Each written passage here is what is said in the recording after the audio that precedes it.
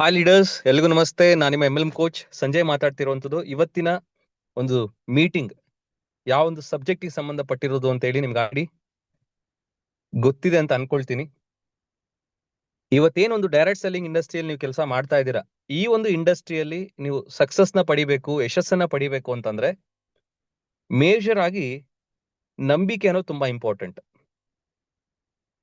ಯಾವಾಗ ನಮ್ಗೆ ನಂಬಿಕೆ ಇರುತ್ತೆ, ಯಾವ್ದಾದ್ರ ಮೇಲೆ ನಂಬಿಕೆ ಇರಬೇಕು ಅನ್ನೋದು ನೆಕ್ಸ್ಟ್ ಸಬ್ಜೆಕ್ಟ್. ಬಟ್ ನಮಗೆ ನಂಬಿಕೆ ಇದ್ದಾಗ ಮಾತ್ರ ಈ ಇಂಡಸ್ಟ್ರಿಯಲ್ಲಿ ನಾವು ಸಕ್ಸಸ್ ನ ಪಡಿಲಿಕ್ಕೆ ಸಾಧ್ಯ, ಗೆಲ್ಲಿಕ್ಕೆ ಸಾಧ್ಯ.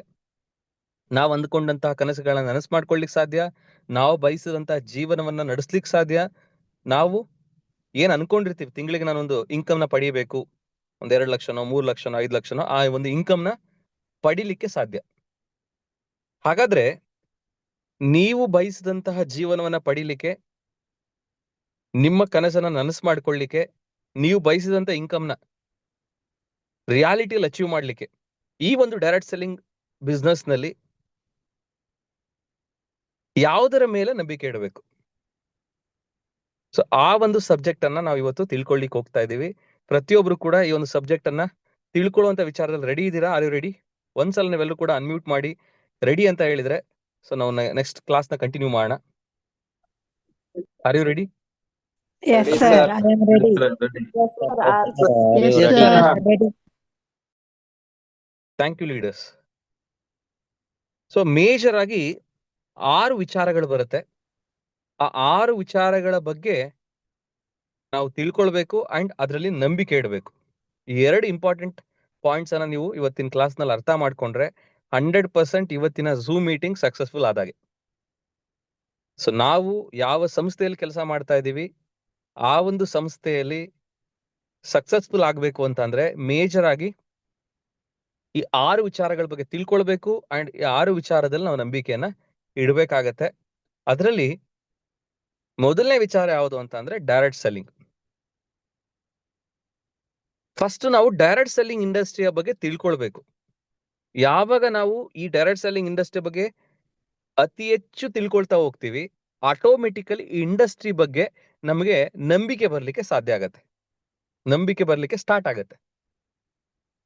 ತುಂಬಾ ಜನರು ಇಂಡಸ್ಟ್ರಿಯಲ್ಲಿ ಮೇಜರ್ ಆಗಿ ಮಾಡುವಂತಹ ಒಂದು ಬಿಗ್ಗೆಸ್ಟ್ ಮಿಸ್ಟೇಕ್ ಏನಂತಂದ್ರೆ ಇಂಡಸ್ಟ್ರಿ ಬಗ್ಗೆ ಪರಿಪೂರ್ಣವಾಗಿ ತಿಳ್ಕೊಳ್ದೆ, ಡೈರೆಕ್ಟ್ ಸೆಲ್ಲಿಂಗ್ ಇಂಡಸ್ಟ್ರಿ ಅಂದ್ರೆ ಏನು, ಡೈರೆಕ್ಟ್ ಸೆಲ್ಲಿಂಗ್ ಇಂಡಸ್ಟ್ರಿ ಯಾಕೆ ಕೆಲಸ ಮಾಡಬೇಕು, ಡೈರೆಕ್ಟ್ ಸೆಲ್ಲಿಂಗ್ ಇಂಡಸ್ಟ್ರಿ ಏನ್ ಫ್ಯೂಚರ್ ಇದೆ, ಈ ಒಂದು ಇಂಡಸ್ಟ್ರಿಯಲ್ಲಿ ನಾವು ಯಾವ ತರ ಕೆಲಸ ಮಾಡಿದ್ರೆ ನಾವು ಸಕ್ಸಸ್ ಆಗ್ಲಿಕ್ಕೆ ಸಾಧ್ಯತೆ ಇದೆ, ಇವೆಲ್ಲವನ್ನು ಕೂಡ ತಿಳ್ಕೊಳ್ಳುವಂತ ಪ್ರಯತ್ನವನ್ನ ನಾವು ಪ್ರತಿನಿತ್ಯ ಮಾಡ್ತಾ ಇದ್ದಾಗ ಮಾತ್ರ ಈ ಇಂಡಸ್ಟ್ರಿಯ ಬಗ್ಗೆ ನಮ್ಗೆ ಕ್ಲಾರಿಟಿ ಸಿಗ್ತಾ ಹೋಗುತ್ತೆ. ಈ ಇಂಡಸ್ಟ್ರಿಯಲ್ಲಿ ಒಂದು ಓಪ್ ಬರ್ಲಿಕ್ಕೆ ಸಾಧ್ಯ ಆಗತ್ತೆ. ಎಸ್, ನಾನು ಕೂಡ ಈ ಒಂದು ಇಂಡಸ್ಟ್ರಿಯಲ್ಲಿ ಸಕ್ಸಸ್ಫುಲ್ ಆಗ್ಬೋದು ಅಂತೇಳಿ. ಇವೆಲ್ಲ ಯಾವಾಗ ಸಾಧ್ಯ? ಡೈರೆಕ್ಟ್ ಸೆಲ್ಲಿಂಗ್ ಇಂಡಸ್ಟ್ರಿಯ ಬಗ್ಗೆ ನೀವು ಪರಿಪೂರ್ಣವಾಗಿ ತಿಳ್ಕೊಳ್ಳೋ ಪ್ರಯತ್ನ ಮಾಡಿದಾಗ. ತುಂಬಾ ಜನ ಅದನ್ನ ಮಾಡದೆ ವರ್ಕ್ ಮಾಡ್ಲಿಕ್ಕೆ ಸ್ಟಾರ್ಟ್ ಮಾಡ್ತಾರೆ. ತಮ್ಗೆ ತಿಳಿದಾಗೆ ಯಾವಾಗ ವರ್ಕ್ ಮಾಡ್ಲಿಕ್ಕೆ ಶುರು ಮಾಡ್ತಾರೆ ಅಲ್ಲಿ ರಿಜೆಕ್ಷನ್ಸ್ ಬರ್ಲಿಕ್ಕೆ ಸಾಧ್ಯ ಆಗತ್ತೆ. ಆ ರಿಜೆಕ್ಷನ್ಸ್ ಬಂದಾಗ ಅದನ್ನ ಹ್ಯಾಂಡ್ಲಿಂಗ್ ಮಾಡ್ಲಿಕ್ಕೆ ಬೇಕಾಗಿರೋ ನಾಲೆಡ್ಜ್ ನಮ್ಮಲ್ಲಿ ಇಲ್ಲ ಅಂತ ಅಂದಾಗ ಯಾವ ಕಾರಣಕ್ಕೆ ರಿಜೆಕ್ಷನ್ಸ್ ಆಗಿರುತ್ತೆ ಅದನ್ನ ನಂಬ್ಲಿಕ್ಕೆ ಶುರು ಮಾಡ್ತೀವಿ. ತುಂಬಾ ಜನ ಹೇಳ್ತಾರೆ ಇಂಡಸ್ಟ್ರಿ ಫ್ಯೂಚರ್ ಇಲ್ಲ ಅಂತ ಹೇಳಿ, ತುಂಬಾ ಜನ ಹೇಳ್ತಾರೆ ಈ ಒಂದು ಇಂಡಸ್ಟ್ರಿ ಲಾಂಗ್ ಟರ್ಮ್ ಇರಲ್ಲ. ಇವೆಲ್ಲವನ್ನು ಕೂಡ ನಾವು ನಂಬಲಿಕ್ಕೆ ಸ್ಟಾರ್ಟ್ ಮಾಡ್ತೀವಿ. ಯಾಕೆ? ಇಂಡಸ್ಟ್ರಿ ಬಗ್ಗೆ ನಮಗೆ ಕ್ಲಾರಿಟಿನೇ ಇರಲ್ಲ. ಸೊ ಹಾಗಾಗಿ ಜನಗಳು ಏನು ಒಪಿನಿಯನ್ ಕೊಡ್ತಾರೆ, ಜನಗಳ ಅಭಿಪ್ರಾಯ ಏನಿದೆ, ಆ ಜನಗಳ ಅಭಿಪ್ರಾಯವನ್ನೇ ನಿಜ ಅಂತೇಳಿ ನಂಬಲಿಕ್ಕೆ ಶುರು ಮಾಡ್ತೀವಿ. ಅವಾಗ ಇಂಡಸ್ಟ್ರಿಯ ಮೇಲಿರುವಂತ ಓಪನ್ನ ಕಳ್ಕೊಳ್ಳಿಕ್ಕೆ ಶುರು ಮಾಡ್ತೀವಿ. ಆವಾಗ ನಾವು ವರ್ಕ್ ಅನ್ನ ನಿಧಾನವಾಗಿ ಸ್ಲೋ ಮಾಡ್ತಾ ಹೋಗ್ತೀವಿ. ಇದಕ್ಕೆ ಸಂಬಂಧಪಟ್ಟಂತಹ ಇಂಟ್ರೆಸ್ಟ್ ಏನಿದೆ ಆ ಇಂಟ್ರೆಸ್ಟ್ ನ ಕಳ್ಕೊಳ್ತಾ ಹೋಗ್ತೀವಿ. ಅದಾದ್ಮೇಲೆ ಒಂದು ದಿನ ಇಂಡಸ್ಟ್ರಿನೇ ಕ್ವಿಟ್ ಮಾಡ್ತೀವಿ. ಇವೆಲ್ಲವೂ ಆಗೋದು ಯಾವಾಗ? ನಾವು ಇಂಡಸ್ಟ್ರಿ ಬಗ್ಗೆ ತಿಳ್ಕೊಳ್ದೇ ಇದ್ದಾಗ. ಹಾಗಾಗಿ ಈ ಕಾರ್ಯಕ್ರಮದಲ್ಲಿರುವಂತ ಪ್ರತಿಯೊಬ್ಬರಿಗೂ ನಾನು ಕೊಡುವಂತ ಒಂದು ಇಂಪಾರ್ಟೆಂಟ್ ಸಲಹೆ, ಹಾಗೆ ನೀವು ನಿಮ್ಮ ಟೀಮ್ ಮೆಂಬರ್ಸ್ ಗಳಿಗೂ ಕೂಡ ಈ ಒಂದು ಸಲಹೆಯನ್ನ ಕೊಡ್ಲಿ ಅನ್ನೋ ಒಂದು ಕಾರಣಕ್ಕೆ ಈ ಒಂದು ಪಾಯಿಂಟ್ ನ ಇಂಪಾರ್ಟೆಂಟ್ ಹೈಲೈಟ್ ಮಾಡ್ತಾ ಇದ್ದೀನಿ. ನೀವು ಮತ್ತೆ ನಿಮ್ಮ ಟೀಮ್ ಮೆಂಬರ್ಸ್ ಎಲ್ಲರೂ ಕೂಡ ಫಸ್ಟ್ ಇಂಡಸ್ಟ್ರಿ ಬಗ್ಗೆ ತಿಳ್ಕೊಳ್ಳಿ. ಡೈರೆಕ್ಟ್ ಸೆಲ್ಲಿಂಗ್ ಇಂಡಸ್ಟ್ರಿ ಅನ್ನೋದು ಏನಕ್ಕೆ ಶುರುವಾಯ್ತು, ಈ ಇಂಡಸ್ಟ್ರಿಯಲ್ಲಿ ಯಾಕೆ ನಾವು ಕೆಲಸ ಮಾಡಬೇಕು, ಅಂತದ್ದೇನ್ ಫ್ಯೂಚರ್ ಇದೆ ಇಂಡಸ್ಟ್ರಿಯಲ್ಲಿ, ಈ ಇಂಡಸ್ಟ್ರಿಯಲ್ಲಿ ಹೇಗೆ ಕೆಲಸ ಮಾಡಿದ್ರೆ ನಾವು ಸಕ್ಸಸ್ಫುಲ್ ಆಗ್ಲಿಕ್ಕೆ ಸಾಧ್ಯ, ಹೀಗೇ ಕೆಲಸ ಮಾಡ್ಬೇಕು ಅನ್ನೋದಿದೆ. ಅದನ್ನೇ ನಾವು ಸಿಸ್ಟಮ್ ಅಂತ ಕರಿತೀವಿ. ಇದೇ ತರನೇ ಕೆಲಸ ಮಾಡ್ಬೇಕು, ಇದೇ ತರನೇ ವರ್ಕ್ ಮಾಡ್ತಾ ಹೋದಾಗ ಮಾತ್ರ ಈ ಇಂಡಸ್ಟ್ರಿಯಲ್ಲಿ ಸಕ್ಸಸ್ಫುಲ್ ಆಗ್ಲಿಕ್ಕೆ ಸಾಧ್ಯ, ಇಂಡಸ್ಟ್ರಿಯಲ್ಲಿ ನಾವು ಬಯಸಿದಂತ ಜೀವನವನ್ನ ಪಡ್ಕೊಳ್ಳಿಕ್ಕೆ ಸಾಧ್ಯ. ಹಿಂಗೇ ಮಾಡ್ಬೇಕು ಅನ್ನೋದೇನಿದೆಯಲ್ಲ ಅದನ್ನೇ ನಾವು ಒಂದು ವ್ಯವಸ್ಥೆ ಅಂತ ಕರಿತೀವಿ, ಒಂದು ಸಿಸ್ಟಮ್ ಅಂತ ಕರಿತೀವಿ. ಅದ್ರ ಬಗ್ಗೆ ನಿಮ್ಮ ಲೀಡರ್ಸ್ ಗಳು ಆಲ್ರೆಡಿ ಅದನ್ನ ಫಾಲೋ ಅಪ್ ಮಾಡಿ, ಆ ಸಿಸ್ಟಮ್ ನ ಫಾಲೋ ಅಪ್ ಮಾಡಿ ಸಕ್ಸಸ್ಫುಲ್ ಆಗಿರ್ತಾರೆ. ಅವ್ರುಗಳು ನಿಮ್ಗಳಿಗೂ ಕೂಡ ಆ ಸಿಸ್ಟಮ್ ನ ಹೇಳ್ಕೊಡೋ ಪ್ರಯತ್ನ ಮಾಡ್ತಿರ್ತಾರೆ, ಅದನ್ನೇ ಫಾಲೋ ಅಪ್ ಮಾಡ್ಲಿಕ್ಕೂ ಕೂಡ ಹೇಳ್ತಿರ್ತಾರೆ. ಅವಾಗ ಮಾತ್ರ ಅವ್ರ ತರ ನೀವು ಸಕ್ಸಸ್ಫುಲ್ ಆಗ್ಲಿಕ್ಕೆ ಸಾಧ್ಯ ಅನ್ನೋದನ್ನು ಕೂಡ ಪಾಯಿಂಟ್ ನ ಹೈಲೈಟ್ ಮಾಡ್ತಿರ್ತಾರೆ. ಬಟ್ ನಾವು ಅದನ್ನ ಅಷ್ಟು ಸೀರಿಯಸ್ ಆಗಿ ತಗೊಳ್ಳೋದೇ ಇಲ್ಲ. ಹಾಗಾಗಿ ಅದನ್ನ ತಗೊಳ್ಳಿಕ್ಕೆ ಸೀರಿಯಸ್ ಆಗಿ ಈ ಒಂದು ಪಾಯಿಂಟ್ ಅನ್ನ ನಿಮಗೆ ಹೈಲೈಟ್ ಮಾಡ್ತಾ ಇದ್ದೀನಿ. ಐ ಥಿಂಕ್ ಆ ಪಾಯಿಂಟ್ ನ ನೀವೆಲ್ಲರೂ ಕೂಡ ವಿತ್ ಟೀಮ್ ಮೆಂಬರ್ಸ್ ಗಳ ಸಮೇತ ಸೀರಿಯಸ್ ಆಗಿ ತಗೊಳ್ತೀರಾ ಅಂತ ಅನ್ಕೊಳ್ತೀನಿ. ತಗೊಳ್ತೀರಾ? ಸೀರಿಯಸ್ ಆಗಿ ತಗೊಳ್ತೀರಾ? ಒಂದ್ಸಲ ನಿಮ್ಮೆಲ್ಲರನ್ನು ಕೂಡ ಅನ್ಮ್ಯೂಟ್ ಮಾಡ್ತೀನಿ. ಸೀರಿಯಸ್ ಆಗಿ ತಗೊಳ್ತೀರಾ leaders? Yes, sir. Yes, sir. Yes, sir. Yes, sir. Done, sir. Yes, sir. Yes, thank you leaders. ಒಂದು ಇಂಡಸ್ಟ್ರಿ ಏನಕ್ಕೆ ಶುರುವಾಯ್ತು, ಇಂಡಸ್ಟ್ರಿಯಲ್ಲಿ ಯಾಕೆ ಕೆಲಸ ಮಾಡಬೇಕು, ಇಂಡಸ್ಟ್ರಿ ಏನ್ ಫ್ಯೂಚರ್ ಇದೆ, ಇಂಡಸ್ಟ್ರಿಯಲ್ಲಿ ಹೀಗೇ ಕೆಲಸ ಮಾಡಬೇಕು ಅಂತ ಇರುತ್ತೆ. ಅದು ಕಂಪನಿ ಟು ಕಂಪನಿ ವ್ಯತ್ಯಾಸ ಬರುತ್ತೆ. ಒಂದು ಕಂಪನಿಲಿರುವಂತ ಸಿಸ್ಟಮ್ ಇನ್ನೊಂದು ಕಂಪನಿಯಲ್ಲಿ ಇರಲ್ಲ. ಆ ಕಂಪನಿಯ ಪ್ರಾಡಕ್ಟ್ಸ್ ಗಳಿಗೆ ಸಂಬಂಧಪಟ್ಟಾಗೆ ಆ ಕಂಪನಿಯ ಒಂದು ವೇ ಅಂತ ಇರುತ್ತೆ, ಒಂದು ಡಿಫ್ರೆಂಟ್ ವೇ ಇರುತ್ತೆ, ಡಿಫ್ರೆಂಟ್ ಅಪ್ರೋಚ್ ಇರುತ್ತೆ ಕಸ್ಟಮರ್ಸ್ಗೆ. ಅದಕ್ಕೆ ತಕ್ಕಾಗೆ ಅಲ್ಲಿರುವಂತ ಲೀಡರ್ಸ್ಗಳು ಸಕ್ಸಸ್ಫುಲ್ ಆಗ್ಲಿಕ್ಕೆ ಅಂತೇಳಿ ಒಂದು ಸಿಸ್ಟಮ್ ನ ಕ್ರಿಯೇಟ್ ಮಾಡಿರ್ತಾರೆ. ಆ ಸಿಸ್ಟಮ್ ನ ಫಾಲೋ ಅಪ್ ಮಾಡೇನೆ ಅವ್ರು ಸಕ್ಸಸ್ಫುಲ್ ಆಗಿರ್ತಾರೆ. ಹಾಗಿರೋದ್ರಿಂದ ನಿಮ್ಮ ಕಂಪನಿಯಲ್ಲಿ ಆಲ್ರೆಡಿ ಯಶಸ್ವಿ ವ್ಯಕ್ತಿಗಳಂತ ಯಾರೆಲ್ಲ ಇದ್ದಾರೆ, ಯಶಸ್ವಿ ಲೀಡರ್ಸ್ ಗಳಂತ ಯಾರಿದ್ದಾರೆ, ಅವರುಗಳು ಒಂದು ಸಿಸ್ಟಮ್ ನ ಫಾಲೋ ಅಪ್ ಮಾಡೇನೆ ಸಕ್ಸಸ್ಫುಲ್ ಆಗಿರ್ತಾರೆ. ಆ ಸಿಸ್ಟಮ್ ಅನ್ನೇ ನಿಮ್ಗೆ ಹೇಳ್ಕೊಡ್ತಿರ್ತಾರೆ. ಆ ಸಿಸ್ಟಮ್ ನೇ ಫಾಲೋ ಮಾಡಿ ಅಂತಾನೂ ಕೂಡ ರಿಕ್ವೆಸ್ಟ್ ಮಾಡ್ತಿರ್ತಾರೆ. ಆ ಸಿಸ್ಟಮ್ ನ ತಿಳ್ಕೊಳ್ಳುವಂತ ಪ್ರಯತ್ನ ಮಾಡಿ, ಅದನ್ನ ಫಾಲೋ ಮಾಡ್ಲಿಕ್ಕೆ ಶುರು ಮಾಡಿ. 100% ಇವತ್ತು ಅವ್ರಿಗೆ ಏನ್ ಸಕ್ಸಸ್ ಸಿಕ್ಕಿದೆ ಅದೇ ಸಕ್ಸಸ್ ನಿಮ್ಗೂ ಕೂಡ ಸಿಗ್ಲಿಕ್ಕೆ ಸಾಧ್ಯತೆ ಇದೆ. ಅವಾಗ ಮಾತ್ರ ನಿಮ್ಗೆ ಈ ಡೈರೆಕ್ಟ್ ಸೆಲ್ಲಿಂಗ್ ಇಂಡಸ್ಟ್ರಿಯ ಬಗ್ಗೆ ನಂಬಿಕೆ ಶುರುವಾಗುತ್ತೆ. ಯಾವಾಗ ನಾವು ಇಂಡಸ್ಟ್ರಿನ 100% ನಂಬಲಿಕ್ಕೆ ಶುರು ಮಾಡ್ತೀವಿ, ಆಟೋಮೆಟಿಕಲಿ ಇಂಡಸ್ಟ್ರಿಯಿಂದ ನಮಗೆ ಏನೆಲ್ಲ ಬೆನಿಫಿಟ್ಸ್ ಗಳು ಸಿಗಬೇಕಲ್ಲ, ಪ್ರತಿಯೊಂದು ಕೂಡ ಬೆನಿಫಿಟ್ಸ್ ಇಂಡಸ್ಟ್ರಿಯಿಂದ ಪಡ್ಲಿಕ್ಕೆ ಸಾಧ್ಯತೆ.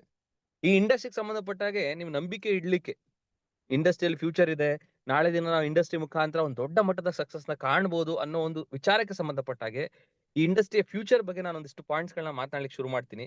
ಎಲ್ಲರೂ ಕೂಡ ಶ್ರದ್ಧೆಯಿಂದ ಕೇಳಿಸ್ಕೊಳ್ಳಿ. ಈ ಇಂಡಸ್ಟ್ರಿ 2001-2ನೇ ಇಸ್ವಿಯಲ್ಲಿ ಸ್ವಲ್ಪ ಫೇಮಸ್ ಆಗ್ಲಿಕ್ಕೆ ಸ್ಟಾರ್ಟ್ ಆಯ್ತು. 2000 ಯಾವಾಗ ಬಂತು, 2000 ಇಸ್ವಿ ಯಾವಾಗ ಬಂತು, 2001, 2002 ಅವಾಗ ಈ ಇಂಡಸ್ಟ್ರಿ ಬೂಮ್ ಆಗ್ಲಿಕ್ಕೆ ಸ್ಟಾರ್ಟ್ ಆಯ್ತು. ಆಕ್ಚುಲಿ 1995-96ರಲ್ಲಿ ಇಂಡಸ್ಟ್ರಿ ಒಂದು ಇಂಟ್ರೊಡ್ಯೂಸ್ ಆಗಿದ್ದು ಇಂಡಿಯಾಗೆ. ಆ ಸಂದರ್ಭದಲ್ಲಿ ಈ ಇಂಡಸ್ಟ್ರಿಗೆ ಸಂಬಂಧಪಟ್ಟ ಹಾಗೆ ಒಂದು ಕಾನೂನು ಇರ್ಲಿಲ್ಲ, ಒಂದು ಗೈಡ್ಲೈನ್ಸ್ ಅಂತ ಇರ್ಲಿಲ್ಲ, ಗೌರ್ಮೆಂಟ್ ಇಂದ ಒಂದು ಪಾಸಿಟಿವ್ ಅಪ್ರೋಚ್ ಇರ್ಲಿಲ್ಲ ಇಂಡಸ್ಟ್ರಿಯ ಬಗ್ಗೆ. ಆ ಸಂದರ್ಭದಲ್ಲಿ ಈ ಇಂಡಸ್ಟ್ರಿನ ಯಾವ ತರ ನೋಡ್ತಾ ಇದ್ರು ಅಂದ್ರೆ, ಇಂಡಸ್ಟ್ರಿ ಲೀಗಲ್ ಅಂದ್ರೆ ಲೀಗಲ್ ಅಂತಾನು ಹೇಳ್ತಾ ಇದ್ರು. ಹಂಗಾದ್ರೆ ಇಲ್ಲೀಗಲ್, ಹೌದು ಇಲ್ಲೀಗಲ್ ಅನ್ನೋ ತರ ಇರ್ತಿತ್ತು. ಅಂದ್ರೆ ಈ ಕಡೆ ಲೀಗಲ್ ಅಲ್ಲ, ಈ ಕಡೆ ಇಲ್ಲೀಗಲ್ ಅಲ್ಲ, ಇನ್ ಬಿಟ್ವೀನ್ ಅಲ್ಲಿ ಇರ್ತಿತ್ತು. ಒಂದು ಕ್ಲಿಯರ್ ಪಿಕ್ಚರ್ ಇರ್ಲಿಲ್ಲ. ಬಟ್ ಯಾವಾಗ ಮೋದಿ ಗೌರ್ಮೆಂಟ್ ಬಂತು, ಅವಾಗ ಇಂಡಸ್ಟ್ರಿಗೆ ಒಂದು ರೆಕಗ್ನಿಷನ್ ಸಿಗ್ಲಿಕ್ಕೆ ಸ್ಟಾರ್ಟ್ ಆಯ್ತು. ಅವ್ರು ಬಂದಾದ್ಮೇಲೆನೆ ಒಂದು ಅಫಿಷಿಯಲ್ ಆಗಿ ಒಂದು ಗೈಡ್ಲೈನ್ಸ್ ಲಾಂಚ್ ಆಯ್ತು ಇಂಡಿಯಾದೊಳಗಡೆ, ಒಂದು ಡೈರೆಕ್ಟ್ ಸೆಲ್ಲಿಂಗ್ ಇಂಡಸ್ಟ್ರಿ ರನ್ ಆಗ್ಲಿಕ್ಕೆ. ಅವಾಗ ದೊಡ್ಡ ದೊಡ್ಡ ಫಾರಿನ್ ಕಂಪನೀಸ್ಗಳು ಇಂಡಿಯಾದಲ್ಲಿ ಒಂದು ದೊಡ್ಡ ಪ್ರಮಾಣದಲ್ಲಿ ಎಂಟ್ರಿ ಆಗ್ಲಿಕ್ಕೆ ಶುರುವಾಯ್ತು. ಅದಾದ ಮೇಲೆನೆ ಒಂದು ಡೈರೆಕ್ಟ್ ಸೆಲ್ಲಿಂಗ್ ಇಂಡಸ್ಟ್ರಿಗೆ ಸಂಬಂಧಪಟ್ಟಾಗ ಒಂದು ಕೋರ್ಸ್ ಅಂತ ಇರಬೇಕು ಅಂತೇಳಿ ಒಂದು ಶೂಲಿನಿ ಯೂನಿವರ್ಸಿಟಿಯಿಂದ PG ಡಿಪ್ಲೊಮೋವನ್ನ ಶುರು ಮಾಡಿರುವಂತದ್ದು, post graduation diploma in direct selling. ಅಂದ್ರೆ ಡಿಗ್ರಿ ಕಂಪ್ಲೀಟ್ ಆಗಿರ್ಬೇಕು. ಆ ಡಿಗ್ರಿ ಕಂಪ್ಲೀಟ್ ಮಾಡಿರೋರಿಗೆ ಒಂದು ಡಿಪ್ಲೊಮೋ ಕೋರ್ಸ್ ಅನ್ನ ಲಾಂಚ್ ಮಾಡಿರುವಂತದ್ದು ಶೂಲಿನಿ ಯೂನಿವರ್ಸಿಟಿಯಿಂದ. ಇದು ಹಿಮಾಚಲ್ ಪ್ರದೇಶದಲ್ಲಿ ಇರುವಂತದ್ದು ಈ ಶೂಲಿನಿ ಯೂನಿವರ್ಸಿಟಿ. ಸೊ ಇದಕ್ಕೆ ಎಲಿಜಿಬಿಲಿಟಿ ಬಂದು ನೀವು ಯಾವ್ದೋ ಆದ್ರೂ ಒಂದು ಡಿಗ್ರಿಯಲ್ಲಿ ಮಿನಿಮಮ್ 50% ಮಾರ್ಕ್ಸ್ ತಗೊಂಡಿರ್ಬೇಕು, ತಗೊಂಡು ಗ್ರಾಜುಯೇಷನ್ ಕಂಪ್ಲೀಟ್ ಮಾಡಿರ್ಬೇಕು, ಗ್ರಾಜುಯೇಟ್ ಆಗಿರ್ಬೇಕು ನೀವು. ಜೊತೆಗೆ 1 ವರ್ಷದ ಕೋರ್ಸ್ ಇದು. 2 ಸೆಮಿಸ್ಟರ್ಸ್ ಇರುತ್ತೆ. ಒಂದು ಸೆಮಿಸ್ಟರ್ 75,000, 2 ಸೆಮಿಸ್ಟರ್ ಸೇರಿ 1.5 ಲಕ್ಷ ರೂಪಾಯಿ ಫೀಸ್. ಕ್ಲಿಯರ್? ಸೊ 1 ವರ್ಷದ ಕೋರ್ಸ್. ಇವತ್ತು ಹಿಮಾಚಲ್ ಪ್ರದೇಶದಲ್ಲಿ ಒಂದು ಶೂಲಿನಿ ಯೂನಿವರ್ಸಿಟಿಯಿಂದ ಶುರುವಾಗಿದೆ ಕೋರ್ಸ್. ಇದೇ ಮುಂದಿನ ದಿನಗಳಲ್ಲಿ ಭಾರತದ ಪ್ರತಿಯೊಂದು ಯೂನಿವರ್ಸಿಟಿಗಳಲ್ಲೂ ಕೂಡ ಈ ಡೈರೆಕ್ಟ್ ಸೆಲ್ಲಿಂಗ್ ಇಂಡಸ್ಟ್ರಿಗೆ ಸಂಬಂಧಪಟ್ಟ ಹಾಗೆ ಡಿಗ್ರಿ ಕೋರ್ಸಸ್ ಗಳು ಶುರು ಆಗುವಂತದ್ದು ಜಾಸ್ತಿ ದೂರ ಇಲ್ಲ. ಇದು ಫ್ಯೂಚರ್ ಬಗ್ಗೆ ನಾನು ಇವತ್ತೇ ಮಾತಾಡ್ತಾ ಇದ್ದೀನಿ. ಒಂದ್ ಟೈಮ್ ಅಲ್ಲಿ ನಾವು ಮಾತಾಡ್ತಾ ಇದೀವಿ, ಇವತ್ತಲ್ಲ ನಾಳೆ ಇಂಡಸ್ಟ್ರಿಗೆ ಸಂಬಂಧಪಟ್ಟಾಗ ಒಂದು ಗೈಡ್ಲೈನ್ಸ್ ಬರುತ್ತೆ, ಗೌರ್ಮೆಂಟ್ ಇಂದ ಸಪೋರ್ಟ್ ಸಿಗುತ್ತೆ, ಇದಕ್ಕೆ ಸಂಬಂಧಪಟ್ಟಾಗ ಕೋರ್ಸ್ಗಳು ಶುರು ಆಗತ್ತೆ ಅಂತ ನಾವು ಹೇಳ್ತಾ ಇದೀವಿ ಒಂದು ಟೈಮಲ್ಲಿ. ಅದಕ್ಕೆ ಸಂಬಂಧಪಟ್ಟಾಗ ಆಲ್ರೆಡಿ ಗೌರ್ಮೆಂಟ್ ಇಂದ ಗೈಡ್ಲೈನ್ಸ್ ಬಂದಿದೆ, ಅದಕ್ಕೆ ಸಂಬಂಧಪಟ್ಟಾಗ ಒಂದು ಕಾನೂನು ಕೂಡ ಬಂದಿರುವಂತದ್ದು, ಜೊತೆಗೆ ಕೋರ್ಸು ಕೂಡ ಶುರುವಾಗಿದೆ. ಈಗ ಮುಂದಿನ ದಿನಗಳಲ್ಲಿ ಬರುವಂತದ ನಾನು ಹೇಳ್ತಿರುವಂತದ್ದು, ಇವತ್ತು ಒಂದು ಯೂನಿವರ್ಸಿಟಿಯಿಂದ ಶುರುವಾಗಿರೋ ಕೋರ್ಸ್ ಫ್ಯೂಚರ್ ಡೇಸ್ ಅಲ್ಲಿ ಪ್ರತಿಯೊಂದು ಯೂನಿವರ್ಸಿಟಿಗಳಲ್ಲಿ ಒಂದು ಡಿಗ್ರಿ ಕೋರ್ಸಸ್ ಶುರುವಾಗುವಂತದ್ದು ಜಾಸ್ತಿ ದೂರ ಇಲ್ಲ. ಮುಂದಿನ ಭವಿಷ್ಯದ ಯುವಕ ಯುವತಿಯರು ನೆಕ್ಸ್ಟ್ ದಿನಗಳಲ್ಲಿ ಅತಿ ಹೆಚ್ಚು ದುಡ್ಡಿರುವಂತಹ ಒಂದು ಪ್ರೊಫೆಷನ್ ಯಾವುದು ಅಂತ ಅಂದ್ರೆ ಅದು ನೆಟ್ವರ್ಕ್ ಮಾರ್ಕೆಟಿಂಗ್ ಪ್ರೊಫೆಷನ್ ಅಂತೇಳಿ ಜನ ಕ್ರಾಸ್ ಚೆಕ್ ಮಾಡ್ಕೊಳ್ಳುವಂತ ದಿನಗಳು ಜಾಸ್ತಿ ದೂರ ಇಲ್ಲ. ಪೇರೆಂಟ್ಸ್ ಅಂದ್ರೆ ನೆಕ್ಸ್ಟ್ ಬರುವಂತಹ ಪೇರೆಂಟ್ಸ್ ಜನರೇಷನ್ ನಮ್ಮ ಮಕ್ಕಳಿಗೆ ಒಂದು ಒಳ್ಳೆ ಭವಿಷ್ಯ ಸಿಗ್ಲಿ ಅಂತ ಹೇಳಿ ಪೇರೆಂಟ್ಸ್ ಗಳೇ ರೆಕಗ್ನೈಸ್ ಮಾಡಿ ಒಂದು ಬೆಸ್ಟ್ ಯೂನಿವರ್ಸಿಟಿಯಲ್ಲಿ ಬೆಸ್ಟ್ ಡೈರೆಕ್ಟ್ ಸೆಲ್ಲಿಂಗ್ ಕೋರ್ಸಿಗೆ ಡಿಗ್ರಿಗೆ ಜಾಯ್ನಿಂಗ್ ಮಾಡಿಸುವಂತಹ ದಿನಗಳು ಕೂಡ ಜಾಸ್ತಿ ದೂರ ಇಲ್ಲ ಅವ್ರ ಮಕ್ಕಳಿಗೆ. ಇಂಥ ಒಂದು ಪಾಯಿಂಟ್ ನ ಕೇಳಿದಾಗ ಎಲ್ಲರಿಗೂ ಕೂಡ ಖುಷಿ ಆಗತ್ತೆ. ಸಾರ್ನು ರೈಟ್, ಒಂದು ಎಕ್ಸೈಟ್ ಆಗ್ತೀವಿ, ಇಂಥ ದಿನನೂ ಕೂಡ ಒಂದು ದಿನ ಮುಂದಿನ ದಿನಗಳಲ್ಲಿ ಬರುತ್ತಾ ಅಂತ ಹೇಳಿ. Yes, sir. Right leader? Yes, sir. Yes, sir. Yes, sir. Yes, sir. ಈಗ ನಿಮ್ಗಳಿಗೆ ನಾನು ಕೇಳ್ತೀನಿ, ನಿಮ್ ಮಗ ಅಥವಾ ಮಗಳು PUC ಮುಗಿದಾದ್ಮೇಲೆ ಫ್ಯೂಚರ್ ಡೇಸ್ ಅಲ್ಲಿ ನಿಮ್ಮ ನಿಯರೆಸ್ಟ್ ಜಿಲ್ಲೆಗಳಲ್ಲಿ ಡೈರೆಕ್ಟ್ ಸೆಲ್ಲಿಂಗ್ ಸಂಬಂಧಪಟ್ಟಾಗೆ ಕೋರ್ಸ್ ಅನ್ನ ಯಾವ್ದಾದ್ರು ಯೂನಿವರ್ಸಿಟಿಗಳು ಲಾಂಚ್ ಮಾಡಿದ್ರೆ ನೀವು ಜಾಯಿನ್ ಮಾಡಿಸ್ತೀರಾ ಇಲ್ವಾ? ಈ ಇಂಡಸ್ಟ್ರಿಗೆ ಸಂಬಂಧಪಟ್ಟಾಗೆ ಒಂದು ಡಿಗ್ರಿಯನ್ನ ಮಾಡ್ಲಿಕ್ಕೆ ನಿಮ್ ಮಗ ಅಥವಾ ಮಗಳನ್ನು 100% ನಾನಂತೂ ಮಾಡಿಸ್ತೀನಿ ಸ್ನೇಹಿತರೆ. ನಮ್ಮ ಮಕ್ಕಳಿಗೆ ಮುಂದಿನ ದಿನಗಳಲ್ಲಿ ಇಂಡಸ್ಟ್ರಿಗೆ ಸಂಬಂಧಪಟ್ಟಾಗೆ ಒಂದು ಡಿಗ್ರಿ ಕೋರ್ಸ್ ಅನ್ನ ನಾನಂತೂ ಮಾಡಿಸ್ತೀನಿ. ಯಾಕಂದ್ರೆ ನನಗೆ ಗೊತ್ತಿದೆ ಇಂಡಸ್ಟ್ರಿಯ ಫ್ಯೂಚರ್ ಏನಿದೆ ಅಂತೇಳಿ. ಈಗ ಇನ್ನೂ ಆಮೇಗಾಲ್ನಲ್ಲಿ ನಡೀತಾ ಇದೆ ಇಂಡಸ್ಟ್ರಿ. ಫ್ಯೂಚರ್ ಡೇಸ್ ಅಲ್ಲಿ ಕುದುರೆ ತರ ಓಡೋ ದಿನಗಳು ಜಾಸ್ತಿ ದೂರ ಇಲ್ಲ. ಮುಂದಿನ ದಿನಗಳಲ್ಲಿ ಪ್ರತಿ ಮನೆಗೂ ಒಂದಲ್ಲ ಒಂದು ಪ್ರಾಡಕ್ಟ್ಸ್ ಗಳು ಡೈರೆಕ್ಟ್ ಸೆಲ್ಲಿಂಗ್ ಕಂಪನಿಯ ಪ್ರಾಡಕ್ಟ್ಸ್ ಗಳು ಎಂಟರ್ ಆಗಿರುತ್ತೆ. ಇದು ನೆಕ್ಸ್ಟ್ ಅಪ್ಕಮಿಂಗ್ ಫ್ಯೂಚರ್. ನೀವು ಬೇಕಾದ್ರೆ ನೋಡಿ, ಇವತ್ತೇನೆ ನಾನು ತುಂಬಾ ಮನೆಗಳ ಗಮನಿಸ್ತಾ ಇದ್ದೀನಿ, ಒಂದಲ್ಲ ಒಂದು ಪ್ರಾಡಕ್ಟ್ಸ್ ಗಳು ನಮಗೇ ಗೊತ್ತಿಲ್ದಂಗೆ ಯಾವ್ದೋ ಒಂದು ನೆಟ್ವರ್ಕ್ ಮಾರ್ಕೆಟಿಂಗ್ ಕಂಪನಿಯ ಪ್ರಾಡಕ್ಟ್ ಗಳು ಅವ್ರ ಮನೆಗೆ ಎಂಟ್ರಿ ಆಗ್ತಾ ಇದೆ. ಅವರಿಗೆ ಗೊತ್ತಿರಲ್ಲ ಇದೊಂದು ಡೈರೆಕ್ಟ್ ಸೆಲ್ಲಿಂಗ್ ಅನ್ನೋ ಒಂದು ಕಂಪನಿಯ ಪ್ರಾಡಕ್ಟ್ ಅಂತ ಹೇಳಿ. ಅವರ ಫ್ರೆಂಡ್ಸ್, ರಿಲೇಟಿವ್ಸ್, ಫ್ಯಾಮಿಲಿ ಮೆಂಬರ್ಸ್ ಯಾರೋ ಒಬ್ರು ತಗೋ ಈ ಪ್ರಾಡಕ್ಟ್ ನ ಬಳಸೋ, ಒಳ್ಳೆ ರಿಸಲ್ಟ್ ಇದೆ ಅಂತ ಹೇಳಿ ಕೊಟ್ಟೋಗಿರ್ತಾರೆ, ಕಸ್ಟಮರ್ಸ್ ನಾಗೆ ಮಾಡಿರ್ತಾರೆ. ಅವ್ರ ಅದನ್ನ ಬಳಸಿ ಅದರಿಂದ ರಿಸಲ್ಟ್ ನ ಪಡಿತಿರ್ತಾರೆ. ನಾನು ತುಂಬಾ ಮನೆಯಲ್ಲಿ ಗಮನಿಸಿದ್ದೀನಿ. ಯಾವ್ದೋ ಒಂದು ಪೇಸ್ಟ್ ಒಂದು ಡೈರೆಕ್ಟ್ ಸೆಲ್ಲಿಂಗ್ ಕಂಪನಿದಾಗಿರುತ್ತೆ, ಯಾವ್ದೋ ಒಂದು ಫುಡ್ ಸಪ್ಲಿಮೆಂಟ್ ಆರೋಗ್ಯಕ್ಕೆ ಸಂಬಂಧಪಟ್ಟಂತಹ ಒಂದು ಪ್ರಾಡಕ್ಟ್ಸ್ ಅವ್ರ ಮನೇಲಿ ಎಂಟ್ರಿ ಆಗಿರುತ್ತೆ, ಅದು ಕೂಡ ಡೈರೆಕ್ಟ್ ಸೆಲ್ಲಿಂಗ್ ರಿಲೇಟೆಡ್ ಕಂಪನಿದೇ ಆಗಿರುತ್ತೆ. Am I right? ಅಂತ ದಿನಗಳು ಜಾಸ್ತಿ ದೂರ ಇಲ್ಲ. ಭಾರತದ ಪ್ರತಿಯೊಂದು ಮನೆಯಲ್ಲೂ ಒಂದಲ್ಲ ಒಂದು ಪ್ರಾಡಕ್ಟ್ಸ್ ಗಳು ಡೈರೆಕ್ಟ್ ಸೆಲ್ಲಿಂಗ್ ಕಂಪನಿಯದ್ದೇ ಆಗಿರತ್ತೆ. ಆ ತರದ ದಿನಗಳು ಜಾಸ್ತಿ ದೂರ ಇಲ್ಲ. ಯಾಕೆಂತಂದ್ರೆ ಇವತ್ತು ಕ್ವಾಲಿಟಿ ಅಂತ ಅಂದ್ರೆ ಕ್ವಾಲಿಟಿ ಪ್ರಾಡಕ್ಟ್ಸ್ ಗಳನ್ನ ರೀಚ್ ಮಾಡಿಸೋದ್ರಲ್ಲಿ ನಂಬರ್ 1 ಸ್ಥಾನದಲ್ಲಿ ಯಾವ್ದಾದ್ರು ಒಂದು ಇಂಡಸ್ಟ್ರಿ ಇದೆ ಅಂತ ಅಂದ್ರೆ ಅದು one and only direct selling industry. ಯಾಕೆಂದ್ರೆ ನಿಮ್ಗೆ ಆಲ್ರೆಡಿ ನಾನು ಹೇಳಿದೀನಿ, ವೈ ನೆಟ್ವರ್ಕ್ ಮಾರ್ಕೆಟಿಂಗ್ ಅನ್ನೋ ಸಂಬಂಧಪಟ್ಟ ಹಾಗೆ ಒಂದು ಕ್ಲಾಸ್ ನಾನು ತಗೊಂಡಿದ್ದೆ. ಅದರಲ್ಲಿ 50 ಕಾರಣಗಳನ್ನ ಹೇಳಿದ್ದೆ ಇಂಡಸ್ಟ್ರಿಯಲ್ಲಿ ಯಾಕೆ ಕೆಲಸ ಮಾಡ್ಬೇಕು ಅಂತೇಳಿ. ಅದರಲ್ಲಿ one of the reason quality products ಗಳು ಸಿಗುವಂತದ್ದು ಡೈರೆಕ್ಟ್ ಸೆಲ್ಲಿಂಗ್ ಇಂಡಸ್ಟ್ರಿಯಲ್ಲಿ ಮಾತ್ರ. ಬೇರೆ ಯಾವ ಇಂಡಸ್ಟ್ರಿಯಲ್ಲೂ ಕೂಡ ನೀವು ಗ್ಯಾರಂಟಿ ಕೊಡ್ಲಿಕ್ಕೆ ಆಗಲ್ಲ ಇದರಲ್ಲಿ ಕ್ವಾಲಿಟಿ ಇದೆ ಅಂತ ಹೇಳಿ. ಯಾಕೆ ಅನ್ನೋದಕ್ಕೂ ಕೂಡ ನಾನು ಇನ್ ಡೀಟೇಲ್ ಆಗಿ ಎಕ್ಸ್ಪ್ಲೈನ್ ಮಾಡಿದ್ದೆ ನಿಮ್ಗೆ. ಯಾಕೆ ಇಂಡಸ್ಟ್ರಿಯಲ್ಲಿ ಗ್ಯಾರಂಟಿ ನೀವು ಕೊಡಬಹುದು ಕ್ವಾಲಿಟಿಯನ್ನ, ಕ್ವಾಲಿಟಿ ಪ್ರಾಡಕ್ಟ್ಸ್ ಅನ್ನ, ರಿಸಲ್ಟ್ ಓರಿಯೆಂಟೆಡ್ ಪ್ರಾಡಕ್ಟ್ಸ್ ಅನ್ನ ಅನ್ನೋದಕ್ಕೆ ಒಂದು ಕ್ಲಾರಿಟಿನೂ ಕೂಡ ಕೊಟ್ಟಿದ್ದೆ. ಆ ಕ್ಲಾರಿಟಿಯನ್ನು ನಾನು ಮತ್ತೆ ಕೊಡ್ಲಿಕ್ಕೆ ಇಷ್ಟಪಡ್ತೀನಿ. ಈ ಇಂಡಸ್ಟ್ರಿ ರನ್ ಆಗ್ತಿರೋದೇ ರೆಕಮೆಂಡೇಶನ್ ಮೇಲೆ. ಅಂದ್ರೆ ಫಸ್ಟ್ ನಾವು ಬಳಸ್ತೀವಿ, ನಮಗೆ ಇಷ್ಟ ಆದ್ರೆ ಮಾತ್ರ ನಾವು ಇನ್ನೊಬ್ಬರಿಗೆ ರೆಕಮೆಂಡ್ ಮಾಡ್ತೀವಿ. ಈ ವೇ ಅಲ್ಲೇನೆ ಈ ಇಂಡಸ್ಟ್ರಿ ಹೋಗ್ತಾ ಇರೋದ್ರಿಂದ ನಾವು ಬಳಸಿದಂತ ಪ್ರಾಡಕ್ಟ್ಸ್ ನಮಗೆ ರಿಸಲ್ಟ್ ಕೊಟ್ರೆ ಮಾತ್ರ ನಾವು ಇನ್ನೊಬ್ಬರಿಗೆ ರೆಕಮೆಂಡ್ ಮಾಡ್ಲಿಕ್ಕೆ ಸಾಧ್ಯ. ಅಥವಾ ನಾವು ಬಳಸಂತ ಪ್ರಾಡಕ್ಟ್ಸ್ ನಮಗೆ ಕ್ವಾಲಿಟಿ ಇದೆ ಅಂತ ಅನಿಸಿದಾಗ ಮಾತ್ರ ನಾವು ಇನ್ನೊಬ್ಬರಿಗೆ ರೆಕಮೆಂಡ್ ಮಾಡ್ಲಿಕ್ಕೆ ಸಾಧ್ಯ. ಅಂದ್ರೆ ಈ ಇಂಡಸ್ಟ್ರಿಯಲ್ಲಿರುವಂತಹ ಕಂಪನಿಗಳು ದೊಡ್ಡ ಪ್ರಮಾಣದಲ್ಲಿ ಬೆಳಿಬೇಕು ಅಂತಂದ್ರೆ ಕಂಪಲ್ಸರಿ ಅವ್ರ ಕ್ವಾಲಿಟಿಯನ್ನ ಅಸೂರೆನ್ಸ್ ಕೊಡ್ಲೇಬೇಕು ಅಂಡ್ ರಿಸಲ್ಟ್ ಓರಿಯೆಂಟೆಡ್ ಪ್ರಾಡಕ್ಟ್ಸ್ ಗಳನ್ನ ಆ ಕಂಪನಿ ಲಾಂಚ್ ಮಾಡ್ಲೇಬೇಕು, ಜನರಿಗೆ ತಲುಪಿಸ್ಲೇಬೇಕು. ಅವಾಗ ಮಾತ್ರ ಆ ಕಂಪನಿ ಬೆಳಿಲಿಕ್ಕೆ ಸಾಧ್ಯ. ಈಗ ನೀವು ಒಂದು ಕಂಪ್ನಿಲಿ ಇದ್ದೀರಾ, ಒಂದು ಡೈರೆಕ್ಟ್ ಸೆಲ್ಲಿಂಗ್ ಕಂಪನಿಯಲ್ಲಿ, ಆ ಕಂಪನಿಯಲ್ಲಿರುವಂತಹ ಪ್ರಾಡಕ್ಟ್ಸ್ ಗಳಲ್ಲಿ ರಿಸಲ್ಟೇ ಇಲ್ಲ, ಕ್ವಾಲಿಟಿನೇ ಇಲ್ಲ ಅಂತ ಅನ್ಕೊಳ್ಳಿ. ನೀವು ಇನ್ನೊಬ್ರಿಗೆ ಹೇಳಲಿಕ್ಕೆ ಸಾಧ್ಯತೆ ಇದೆಯಾ? ಇನ್ನೊಬ್ರಿಗೆ ಹೇಳಿದ್ರು ಕೂಡ ಅವ್ರು ತಗೊಂಡು ಇನ್ನೊಬ್ರಿಗೆ ರೆಕಮೆಂಡ್ ಮಾಡ್ಲಿಕ್ಕೆ ಸಾಧ್ಯತೆ ಇದೆಯಾ? ಒಂದಲ್ಲ ಒಂದು ಸಿಚುಯೇಷನ್ ಅಲ್ಲಿ ಆ ಕಂಪನಿ ಗ್ರೋ ಆಗ್ಲಿಕ್ಕೆ ಸಾಧ್ಯತೆ ಇಲ್ಲ. ಇವತ್ತಲ್ಲ ನಾಳೆ ಆ ಕಂಪನಿಗೆ ಎರಡೇ ಆಪ್ಷನ್ ಉಳಿಯುವಂತದ್ದು. ಒಂದು, ಕ್ವಾಲಿಟಿ ಪ್ರಾಡಕ್ಟ್ಸ್ ಗಳನ್ನ ಲಾಂಚ್ ಮಾಡಿ ಕಂಪನಿನ ದೊಡ್ಡ ಪ್ರಮಾಣದಲ್ಲಿ ಬೆಳೆಸುವಂತದ್ದು, ಇಲ್ಲ ಕ್ವಾಲಿಟಿನ ಮೇಂಟೈನ್ ಮಾಡದೆ ಕಂಪನಿ ಕ್ಲೋಸ್ ಆಗುವಂತದ್ದು. ಇವೆರಡು ಆಪ್ಷನ್ಸ್ ಬಿಟ್ರೆ ಡೈರೆಕ್ಟ್ ಸೆಲ್ಲಿಂಗ್ ಕಂಪನಿಗಳಿಗೆ ಬೇರೆ ಆಪ್ಷನ್ನೇ ಇಲ್ಲ.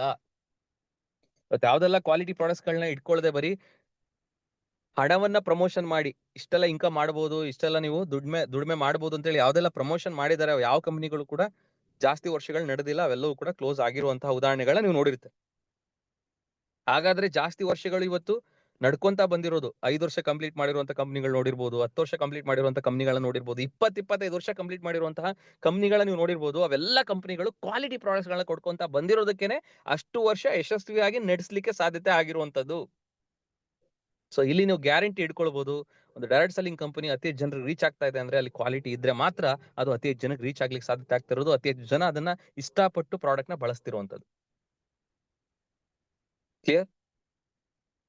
ಸೊ ಹೀಗಿರೋದ್ರಿಂದ ಫ್ಯೂಚರ್ ಡೇಸ್ ಅಲ್ಲಿ ಜನರಿಗೆ ರಿಯಲೈಸ್ ಆಗ್ತಾ ಹೋಗುತ್ತೆ, ಇವತ್ತು ನಾನೊಂದು ಕ್ವಾಲಿಟಿ ಪೇಸ್ಟ್ ಅನ್ನ ನಾನು ಬಳಸಬೇಕು, ಕ್ವಾಲಿಟಿ ಸೋಪ್ ಅನ್ನ ನಾನು ಬಳಸಬೇಕು, ಕ್ವಾಲಿಟಿ ಶಾಂಪೂ ಅನ್ನ ನಾನು ಬಳಸಬೇಕು ಅಂತೇಳಿ ಜನಗಳಿಗೆ ಮೈಂಡ್ ಸೆಟ್ ಆಗ್ಲಿಕ್ಕೆ ಸ್ಟಾರ್ಟ್ ಆದಾಗ ಅವಾಗ ಅವ್ರುಗಳು ಸೆಲೆಕ್ಷನ್ ಮಾಡೋ ಇಂಡಸ್ಟ್ರಿ ಡೈರೆಕ್ಟ್ ಸೆಲ್ಲಿಂಗ್ ಇಂಡಸ್ಟ್ರಿ ಆಗಿರುತ್ತೆ. am I right?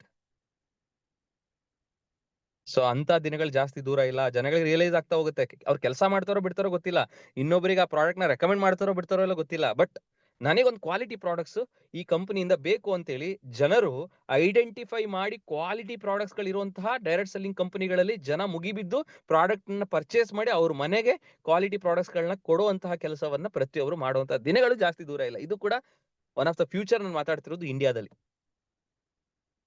ಆ ಆಂಗಲ್ ನಾನು ನಿಮ್ಗೆ ಹೇಳ್ತಿರೋದು ಮುಂದಿನ ದಿನಗಳಲ್ಲಿ ಮನೆ ಮನೆಗೆ ಇಂಡಸ್ಟ್ರಿ ತಲುಪುವಂತಹ ದಿನ ಜಾಸ್ತಿ ದೂರ ಇಲ್ಲ ಅಂತೇಳಿ. ಅಂಡ್ ಇನ್ನೊಂದು ಪಾಯಿಂಟ್ ಆಫ್ ವ್ಯೂ ಅಲ್ಲಿ ಯಾಕೆ ಇಂಡಸ್ಟ್ರಿಗೆ ಒಳ್ಳೆ ಫ್ಯೂಚರ್ ಇದೆ, ಯಾಕೆ ಇಂಡಸ್ಟ್ರಿಯನ್ನ ನಾವು ಈ ದಿನನೇ ತುಂಬಾ ಸೀರಿಯಸ್ ಆಗಿ ತಗೊಂಡು ಕೆಲಸ ಮಾಡಿ ಒಂದು ದೊಡ್ಡ ಮಟ್ಟದ ಯಶಸ್ಸನ್ನ ಕಾಣಬೇಕು ಅನ್ನೋ ಒಂದು ಕಾರಣಕ್ಕೆ ಹೇಳೋದೇನಂತಂದ್ರೆ, ಇವತ್ತೇನಾಗ್ತಾ ಇದೆ, ಟೆಕ್ನಾಲಜಿ ತುಂಬಾನೇ ಇಂಪ್ರೂವ್ಮೆಂಟ್ ಆಗ್ತಾ ಇದೆ. ನೀವು ಗಮನಿಸಿದ್ರೆ ಆರ್ಟಿಫಿಷಿಯಲ್ ಇಂಟೆಲಿಜೆನ್ಸ್ ಯಾವಾಗ ತುಂಬಾ ಬೂಮ್ ಆಗ್ಲಿಕ್ಕೆ ಸ್ಟಾರ್ಟ್ ಆಗಿದೆ, ಬೂಮ್ ಆಗ್ತಾ ಇದೆ ಪ್ರೆಸೆಂಟ್ಲಿ, ಆಟೋಮೆಟಿಕಲಿ 100 ಜನ ಮಾಡುವಂತ ಕೆಲಸವನ್ನ ಒಂದು ರೋಬೋ ಕೆಲಸ ಮಾಡ್ತಾ ಇದೆ, ಅಂದ್ರೆ ಒಂದು ಆರ್ಟಿಫಿಷಿಯಲ್ ಇಂಟೆಲಿಜೆನ್ಸ್ ಟೆಕ್ನಾಲಜಿ ಮಾಡ್ತಾ ಇದೆ. ಸೊ ಆ ಟೈಮಲ್ಲಿ 100 ಜನ ಕೆಲಸ ಮಾಡ್ತಾ ಇದ್ರು, ಅದನ್ನ ಈಗ ಒಂದೇ ಟೆಕ್ನಾಲಜಿ ಮಾಡುವಂತ ದಿನ ಬಂದಿದೆ. ಎಕ್ಸಾಂಪಲ್ ಕೊಡ್ತೀನಿ ನಾನು ನಿಮ್ಗೆ, ನೀವು ಗಮನಿಸಿ, ನಾವೇನಾದ್ರೂ ಒಂದು ಟ್ರೈನ್ ಟಿಕೆಟ್ ಅಡ್ವಾನ್ಸ್ ಆಗಿ ಬುಕ್ ಮಾಡಬೇಕು ಅಂತಂದ್ರೆ ನಾವೆಲ್ಲ ಎಲ್ಲಿಗೆ ಹೋಗ್ತಾ ಇದ್ವಿ ಸ್ನೇಹಿತರೆ? ರೈಲ್ವೆ ಸ್ಟೇಷನ್ಗೆ ಹೋಗ್ತಾ ಇದ್ವಿ, ಕರೆಕ್ಟಾ? ರೈಲ್ವೆ ಸ್ಟೇಷನ್ಗೆ ಹೋಗಿ ಕ್ಯೂವಲ್ಲಿ ನಿಂತ್ಕೊಂಡು ನಾವು ರೈಲ್ವೆ ಟಿಕೆಟ್ ನ ಬೈ ಮಾಡ್ತಾ ಇದ್ವಿ. ಈಗ ಎಷ್ಟು ಜನ ಅಡ್ವಾನ್ಸ್ ಆಗಿ ಟ್ರೈನ್ ಟಿಕೆಟ್ ಬುಕ್ ಮಾಡ್ಲಿಕ್ಕೆ ರೈಲ್ವೆ ಸ್ಟೇಷನ್ಗೆ ಹೋಗ್ತಾ ಇದ್ದೀರಾ? ನಾನಂತೂ ಹೋಗ್ತಾ ಇಲ್ಲ. ನಾನಂತೂ ಟೆಕ್ನಾಲಜಿನ ಬಳಸಿ IRCTC ಆಪ್ ನಲ್ಲಿ ಅಥವಾ ಡಿಫ್ರೆಂಟ್ ಆಪ್ಸ್ ಗಳು ಬಂದಿದೆ, ಆ ಆಪ್ ನಲ್ಲಿ ಟ್ರೈನ್ ಟಿಕೆಟ್ ನ ನಾನು ಬುಕ್ ಮಾಡ್ಕೊಳ್ತಾ ಇದ್ದೀನಿ. ಐ ಥಿಂಕ್ ನೀವು ಅದನ್ನೇ ಮಾಡ್ತಾ ಇದ್ದೀರಾ. ಸೊ ಹೀಗೆ ಪ್ರತಿಯೊಬ್ರು ಕೂಡ ಒಂದಲ್ಲ ಒಂದು ವೇ ಅಲ್ಲಿ ಆನ್ಲೈನ್ ಶಿಫ್ಟ್ ಆಗ್ತಾ ಇದ್ದಾರೆ, ಟೆಕ್ನಾಲಜಿ ಶಿಫ್ಟ್ ಆಗ್ತಾ ಇದ್ದಾರೆ, ಟೆಕ್ನಾಲಜಿನ ಅಡಾಪ್ಟ್ ಮಾಡ್ಕೊಳ್ತಾ ಇದ್ದಾರೆ. ಸೊ ಇವಾಗ ಹೇಳಿ, ಅಲ್ಲಿ ಏನೊಂದು ಜಾಬ್ಸ್ ಇತ್ತು, ಆ ಜಾಬ್ ಆಟೋಮೆಟಿಕಲಿ ಕಡಿಮೆ ಆಗ್ತಾ ಇದೆಯಾ? ಸೊ ಜನರು ಕ್ಯೂ ಏನ್ ಇಲ್ಲಲ್ಲ, ಜನರು ರೈಲ್ವೆ ಸ್ಟೇಷನ್ಗೆ ಹೋಗಲ್ಲ ಟ್ರೈನ್ ಟಿಕೆಟ್ ಬುಕ್ ಮಾಡ್ಲಿಕ್ಕೆ ಅಂತಂದ್ರೆ ಆ ಟ್ರೈನ್ ಟಿಕೆಟ್ ಕೊಡೋನ್ ಏನಕ್ಕೆ ಇರ್ಬೇಕು? ಅವ್ರು ತೆಗಿತಾರ ಇಲ್ವಾ ಕೆಲಸದಿಂದ? am I right? Yes or no?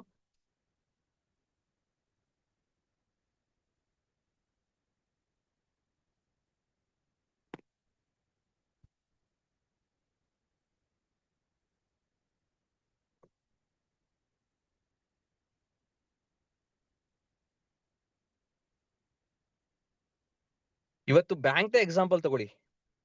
ಅವತ್ತಿನ ಕಾಲದಲ್ಲಿ ಪ್ರತಿಯೊಂದು ಕೆಲಸಕ್ಕೂ ಕೂಡ ಬ್ಯಾಂಕಿಗೆ ನಾವು ಹೋಗ್ಬೇಕಿತ್ತು. ಒಂದು ಹಣವನ್ನ ಡೆಪಾಸಿಟ್ ಮಾಡ್ಲಿಕ್ಕೂ ಕೂಡ ನಾವು ಬ್ಯಾಂಕಿಗೆ ಹೋಗ್ಬೇಕಿತ್ತು, ಹಣವನ್ನ ವಿತ್ಡ್ರಾ ಮಾಡ್ಲಿಕ್ಕೂ ಕೂಡ ನಾವು ಬ್ಯಾಂಕಿಗೆ ಹೋಗ್ಬೇಕಿತ್ತು, ಯಾರಿಗಾದ್ರೂ ಹಣವನ್ನ ಟ್ರಾನ್ಸ್ಫರ್ ಮಾಡ್ಲಿಕ್ಕೂ ಕೂಡ ನಾವು ಬ್ಯಾಂಕಿಗೆ ಹೋಗ್ಬೇಕಿತ್ತು ಅಂತ ಒಂದ್ ದಿನ ಇತ್ತು. ಇವತ್ತು ಎಷ್ಟು ಜನ ಹಣವನ್ನ ಇನ್ನೊಬ್ಬರಿಗೆ ಡೆಪಾಸಿಟ್ ಮಾಡ್ಲಿಕ್ಕೆ ಬ್ಯಾಂಕಿಗೆ ಹೋಗ್ತಾ ಇದ್ದೀರಿ? ಇವತ್ತು ಕೂಡ ಫೋನ್ ಪೇ, ಗೂಗಲ್ ಪೇ ಇದ್ರೂನು ಅದನ್ನ ಬಳಸ್ತೆ ನಾವು ಡೆಪಾಸಿಟ್ ಮಾಡ್ಲಿಕ್ಕೂ ಬ್ಯಾಂಕಿಗೆ ಹೋಗ್ತಾ ಇದೀವಿ ಸರ್.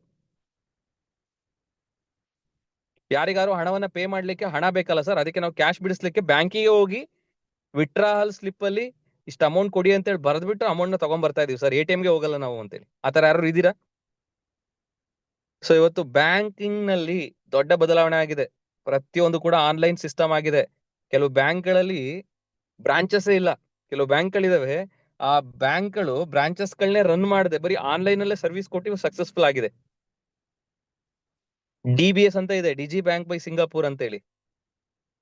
ಅದ್ರದ್ದು ಬ್ರಾಂಚಸ್ ಇಲ್ಲ. ನಾನು 2017 ಅಲ್ಲಿ ಆ ಬ್ಯಾಂಕ್ದು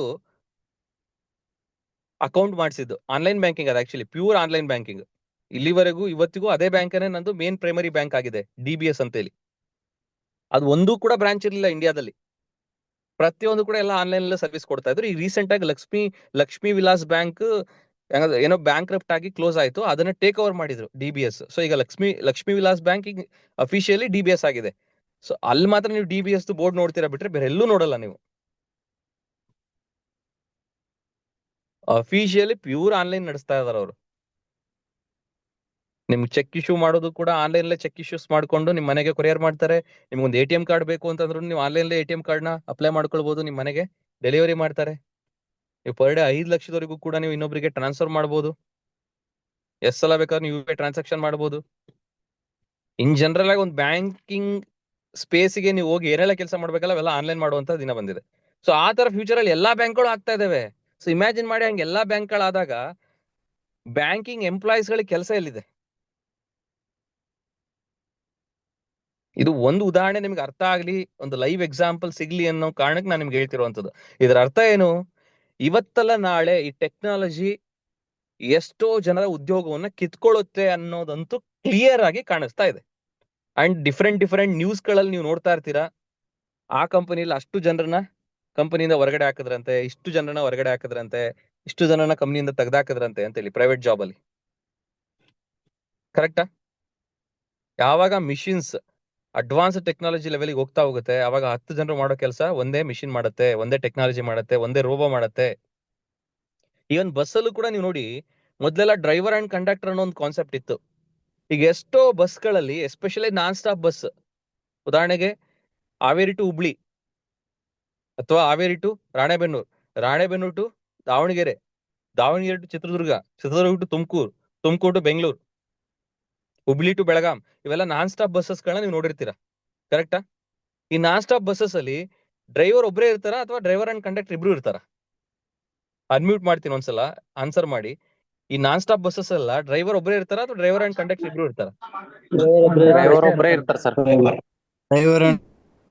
ಈಗ ಇಮ್ಯಾಜಿನ್ ಮಾಡಿ, ಪ್ರತಿ ಒಂದೊಂದು ಬಸ್ಸಸ್ ಅಲ್ಲಿ ಒಬ್ರು ಕಂಡಕ್ಟರ್ ಕಡಿಮೆ ಆದ್ರೆ ಎಷ್ಟು ಜನ ಕಂಡಕ್ಟರ್ಸ್ ಗೆ ಕೆಲಸ ಕಡಿಮೆ ಆಯ್ತು. ಸೊ ಎಷ್ಟು ಜನರು ಇವಾಗ ಜಾಬ್ ಕಳ್ಕೊಂಡಿದ್ದಾರೆ. ಇವೆಲ್ಲವೂ ಕೂಡ ಟೆಕ್ನಾಲಜಿ ಅಡ್ವಾನ್ಸ್ಮೆಂಟ್ ಆಗಿರೋದಕ್ಕೆ ಇವೆಲ್ಲವೂ ಆಗಿರುವಂತದ್ದು. Am I right? Yes or no?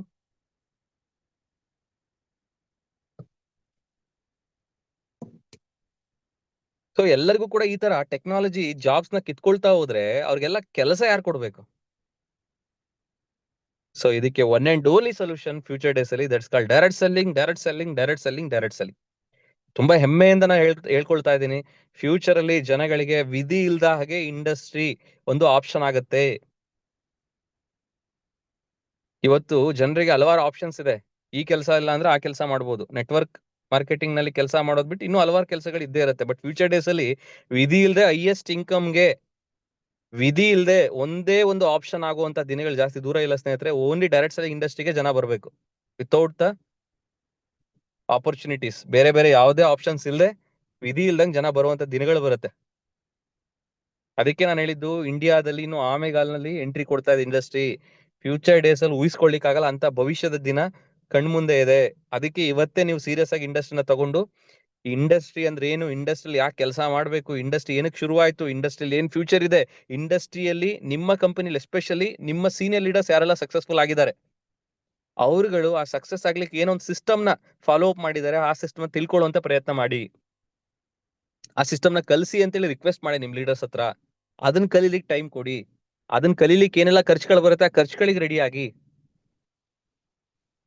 ನಿಮ್ಮ ಟೈಮ್ ನ ಇನ್ವೆಸ್ಟ್ಮೆಂಟ್ ಮಾಡಿ, ನಿಮ್ಮ ಹಣವನ್ನ ಇನ್ವೆಸ್ಟ್ಮೆಂಟ್ ಮಾಡಿ, ಪ್ರತಿಯೊಂದನ್ನು ಕೂಡ ಇನ್ವೆಸ್ಟ್ಮೆಂಟ್ ಮಾಡಿ ಆ ಒಂದು ಸಿಸ್ಟಮ್ ನ ಕಲ್ತ್ಕೊಳ್ಳಿ. ಒಂದ್ಸಲ ಕಲ್ತ್ಕೊಡ್ರೆ ನೀವು ಲೈಫ್ ಲಾಂಗ್ ನೀವು ತಿರುಗಿ ನೋಡೋದೇ ಬೇಕಾಗಿಲ್ಲ. ಆ ಸಿಸ್ಟಮ್ ಅನ್ನೇ ನಿಮ್ಮ ನೆಕ್ಸ್ಟ್ ಲೆವೆಲ್ ಡೆವಲಪ್ಮೆಂಟ್ ಆಗ್ಲಿಕ್ಕೆ ಹೆಲ್ಪ್ ಮಾಡುತ್ತೆ.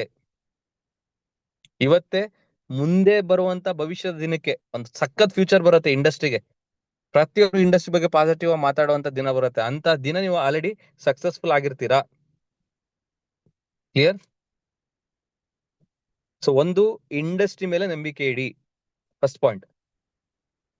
ಅವಾಗ ಮಾತ್ರ ನೀವು ಗೆಲ್ಲಿಕ್ ಸಾಧ್ಯ. ಇಂಡಸ್ಟ್ರಿ ಮೇಲೆ ನೀವು ನಂಬಿಕೆ ಇಡಬೇಕು ಅಂತಂದ್ರೆ ಇಂಡಸ್ಟ್ರಿ ಬಗ್ಗೆ ನೀವು ತಿಳ್ಕೊಳ್ಬೇಕು.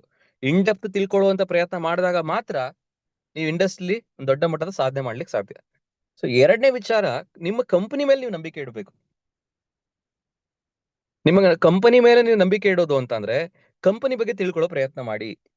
ಕಂಪನಿಯ ಓನರ್ ಉದ್ದೇಶ ಏನಿದೆ, ಅವ್ರದ್ದು ವಿಷನ್ ಏನಿದೆ, ನಿಮ್ಮ ಕಂಪನಿಯ ಪ್ರಾಡಕ್ಟ್ಸ್ ಗಳು ಕ್ವಾಲಿಟಿ ಪ್ರಾಡಕ್ಟ್ಸ್ ಗಳು ಇದಾವ, ಅದನ್ನ ಜನರಿಗೆ ಕೊಟ್ರೆ ಜನ ಖುಷಿಯಿಂದ ಆ ಪ್ರಾಡಕ್ಟ್ ನ ಬಳಸಿ ಇನ್ನೊಬ್ಬರಿಗೆ ರೆಕಮೆಂಡ್ ಮಾಡ್ತಾ ಇದಾರಾ, ಅಥವಾ ಓನ್ಲಿ ಬಿಸ್ನೆಸ್ ಪ್ಲಾನ್ ಮೇಲೆ ನಿಮ್ ಕಂಪನಿ ನಡೀತಾ ಇದೆಯಾ? ಓನ್ಲಿ ಬಿಸ್ನೆಸ್ ಪ್ಲಾನ್ ಮೇಲೆ ಕಂಪನಿ ನಡೀತಾ ಇದೆ ಅಂತಂದ್ರೆ ಅದಕ್ಕೆ ಫ್ಯೂಚರ್ ಇರುವಂತ ತುಂಬಾ ರೇರ್ ಕೇಸಸ್ ಅಲ್ಲಿ ಇರುತ್ತೆ. ನಿಮ್ಮ ಕಂಪನಿ ಮೇಜರ್ ಆಗಿ ಪ್ರಾಡಕ್ಟ್ ಬೇಸ್ ಇರಬೇಕು, ಪ್ರಾಡಕ್ಟ್ ಓರಿಯೆಂಟೆಡ್ ಆಗಿ ನಿಮ್ ಕಂಪನಿ ರನ್ ಆಗ್ತಿರ್ಬೇಕು. ನಿಮ್ ಕಂಪನಿಯಲ್ಲಿ ಏನೇ ಪೇಔಟ್ ಇದ್ರು ₹100 ಕೊಡ್ತಾ ಇದಾರೆ ಕಂಪನಿ ಅಂದ್ರೆ, ನೀವೇನ್ ಕಸ್ಟಮರ್ಸ್ ಇಂದ ಆ ₹100 ಕಂಪನಿ ಕೊಟ್ಟಿರ್ತೀರಲ್ಲ, ಅದೇ ₹100 ಒಳಗಡೆ ಕ್ಯಾಲ್ಕುಲೇಷನ್ ಮಾಡಿ ನಿಮ್ ಕಂಪನಿ ನಿಮ್ಗೆ ರಿಟರ್ನ್ ಕೊಡ್ತಿರ್ಬೇಕು. ಕೆಲವು ಕಂಪನಿಗಳು ಏನಾಗುತ್ತೆ, ₹100 ಒಳಗಡೆ ಬಂದ್ರೆ ₹150, ₹200 ಕೊಡ್ತೀನಿ ಅಂತ ಹೇಳಿ ಪ್ರಾಮಿಸ್ ಮಾಡಿರುತ್ತೆ ಕಂಪನಿಗಳು. ಆ ಕಂಪನಿಗಳು ಜಾಸ್ತಿ ದಿನ ಉಳಿಯಲ್ಲ. ಹಂಗಾಗಿ ಕಂಪನಿ ಮೇಲೆ ನೀವು ನಂಬಿಕೆ ಇಡಬೇಕು ಅಂದ್ರೆ ಕಂಪನಿ ಇನ್ ಅಂಡ್ ಔಟ್ ಎಲ್ಲ ತಿಳ್ಕೊಳ್ಳಿ. ನಿಮ್ಮೆಲ್ಲ ಪ್ರಶ್ನೆಗಳನ್ನು ಕೂಡ ಆನ್ಸರ್ ತಿಳ್ಕೊಳ್ಳಿ. ಕಂಪನಿಯಲ್ಲಿ ಕ್ವಾಲಿಟಿ ಪ್ರಾಡಕ್ಟ್ ಗಳಿದೆಯಾ ಕ್ರಾಸ್ ಚೆಕ್ ಮಾಡ್ಕೊಳ್ಳಿ. ಜನರಿಗೆ ಕೊಟ್ರೆ ಅದನ್ನ ಖುಷಿಯಿಂದ ಬಳಸಿ ಇನ್ನೊಬ್ರಿಗೆ ರೆಕಮೆಂಡ್ ಮಾಡೋ ರೀತಿಯಲ್ಲಿ ಇದೆಯಾ ಚೆಕ್ ಮಾಡ್ಕೊಳ್ಳಿ. ಇವೆಲ್ಲವನ್ನು ಚೆಕ್ ಮಾಡಿದ ಮೇಲೆ ಒಂದು ಸ್ಟ್ರಾಂಗ್ ನಂಬಿಕೆ ಇಟ್ಟು ನೀವು ಕೆಲಸ ಮಾಡ್ಲಿಕ್ಕೆ ಶುರು ಮಾಡಿ. ಮೂರನೇದು, ನಿಮ್ಮ ಟೀಮ್ ಮೇಲೆ ನೀವು ನಂಬಿಕೆ ಇಡಬೇಕು. ಇವತ್ತೇನು ಒಂದು ಟೀಮ್ ನ ಬಿಲ್ಡ್ ಮಾಡ್ಲಿಕ್ಕೆ ಶುರು ಮಾಡ್ತೀರಾ, ಆ ಟೀಮ್ ನಲ್ಲಿರುವಂತ ಪ್ರತಿಯೊಬ್ಬ ವ್ಯಕ್ತಿಯನ್ನ ನೀವು ನಂಬಬೇಕು. ಆ ವ್ಯಕ್ತಿಯನ್ನ ನೆಕ್ಸ್ಟ್ ದೊಡ್ಡ ಮಟ್ಟದಲ್ಲಿ ಬೆಳೆಸ್ತೀನಿ ಅನ್ನೋ ಒಂದು ಕಾನ್ಫಿಡೆನ್ಸ್ ಇಟ್ಕೊಂಡು ನೀವು ವರ್ಕ್ ಮಾಡ್ಲಿಕ್ಕೆ ಶುರು ಮಾಡ್ಬೇಕು. ಯಾವಾಗ ನಾವು ನಮ್ಮ ಟೀಮ್ ಮೇಲೆ ನಂಬಿಕೆ ಇಡ್ತೀವಿ ಅವಾಗ ಮಾತ್ರ ನಾವು ಗ್ರೋ ಆಗ್ಲಿಕ್ಕೆ ಸಾಧ್ಯ. ಅಂಡ್ ವೆರಿ ಇಂಪಾರ್ಟೆಂಟ್, ನಮ್ಮ ಅಪ್ಲೈನ್ ಲೀಡರ್ಸ್ ಗಳ ಮೇಲೆ ನಂಬಿಕೆ ಇಡಬೇಕು.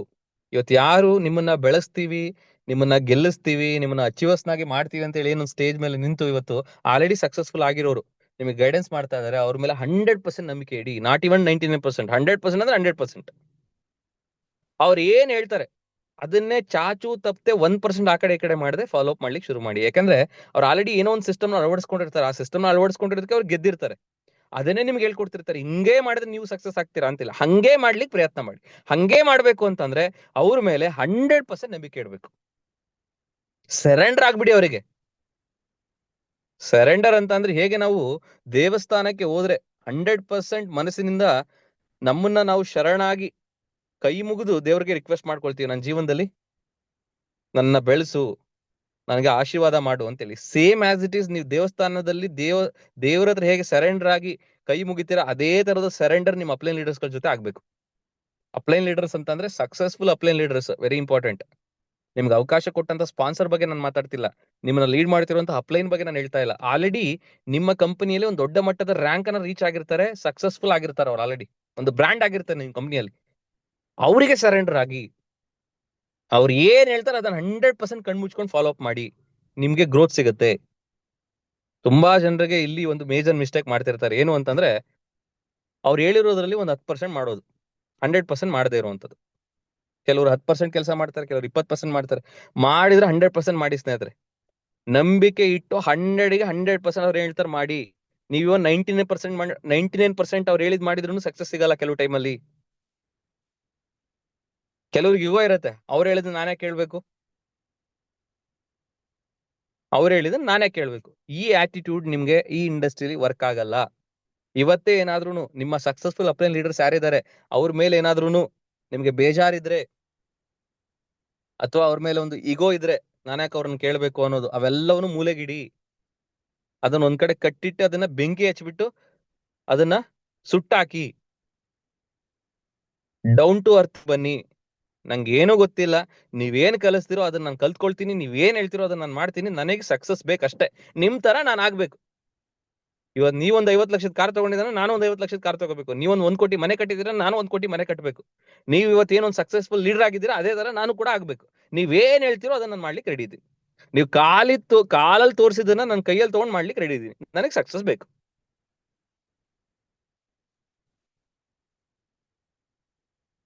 ಈ ತರ ನಿಮ್ಮ ಸಕ್ಸಸ್ಫುಲ್ ಅಪ್ಲೈನ್ ಲೀಡರ್ಸ್ ಸರೆಂಡರ್ ಆಗಿ ಫಸ್ಟ್.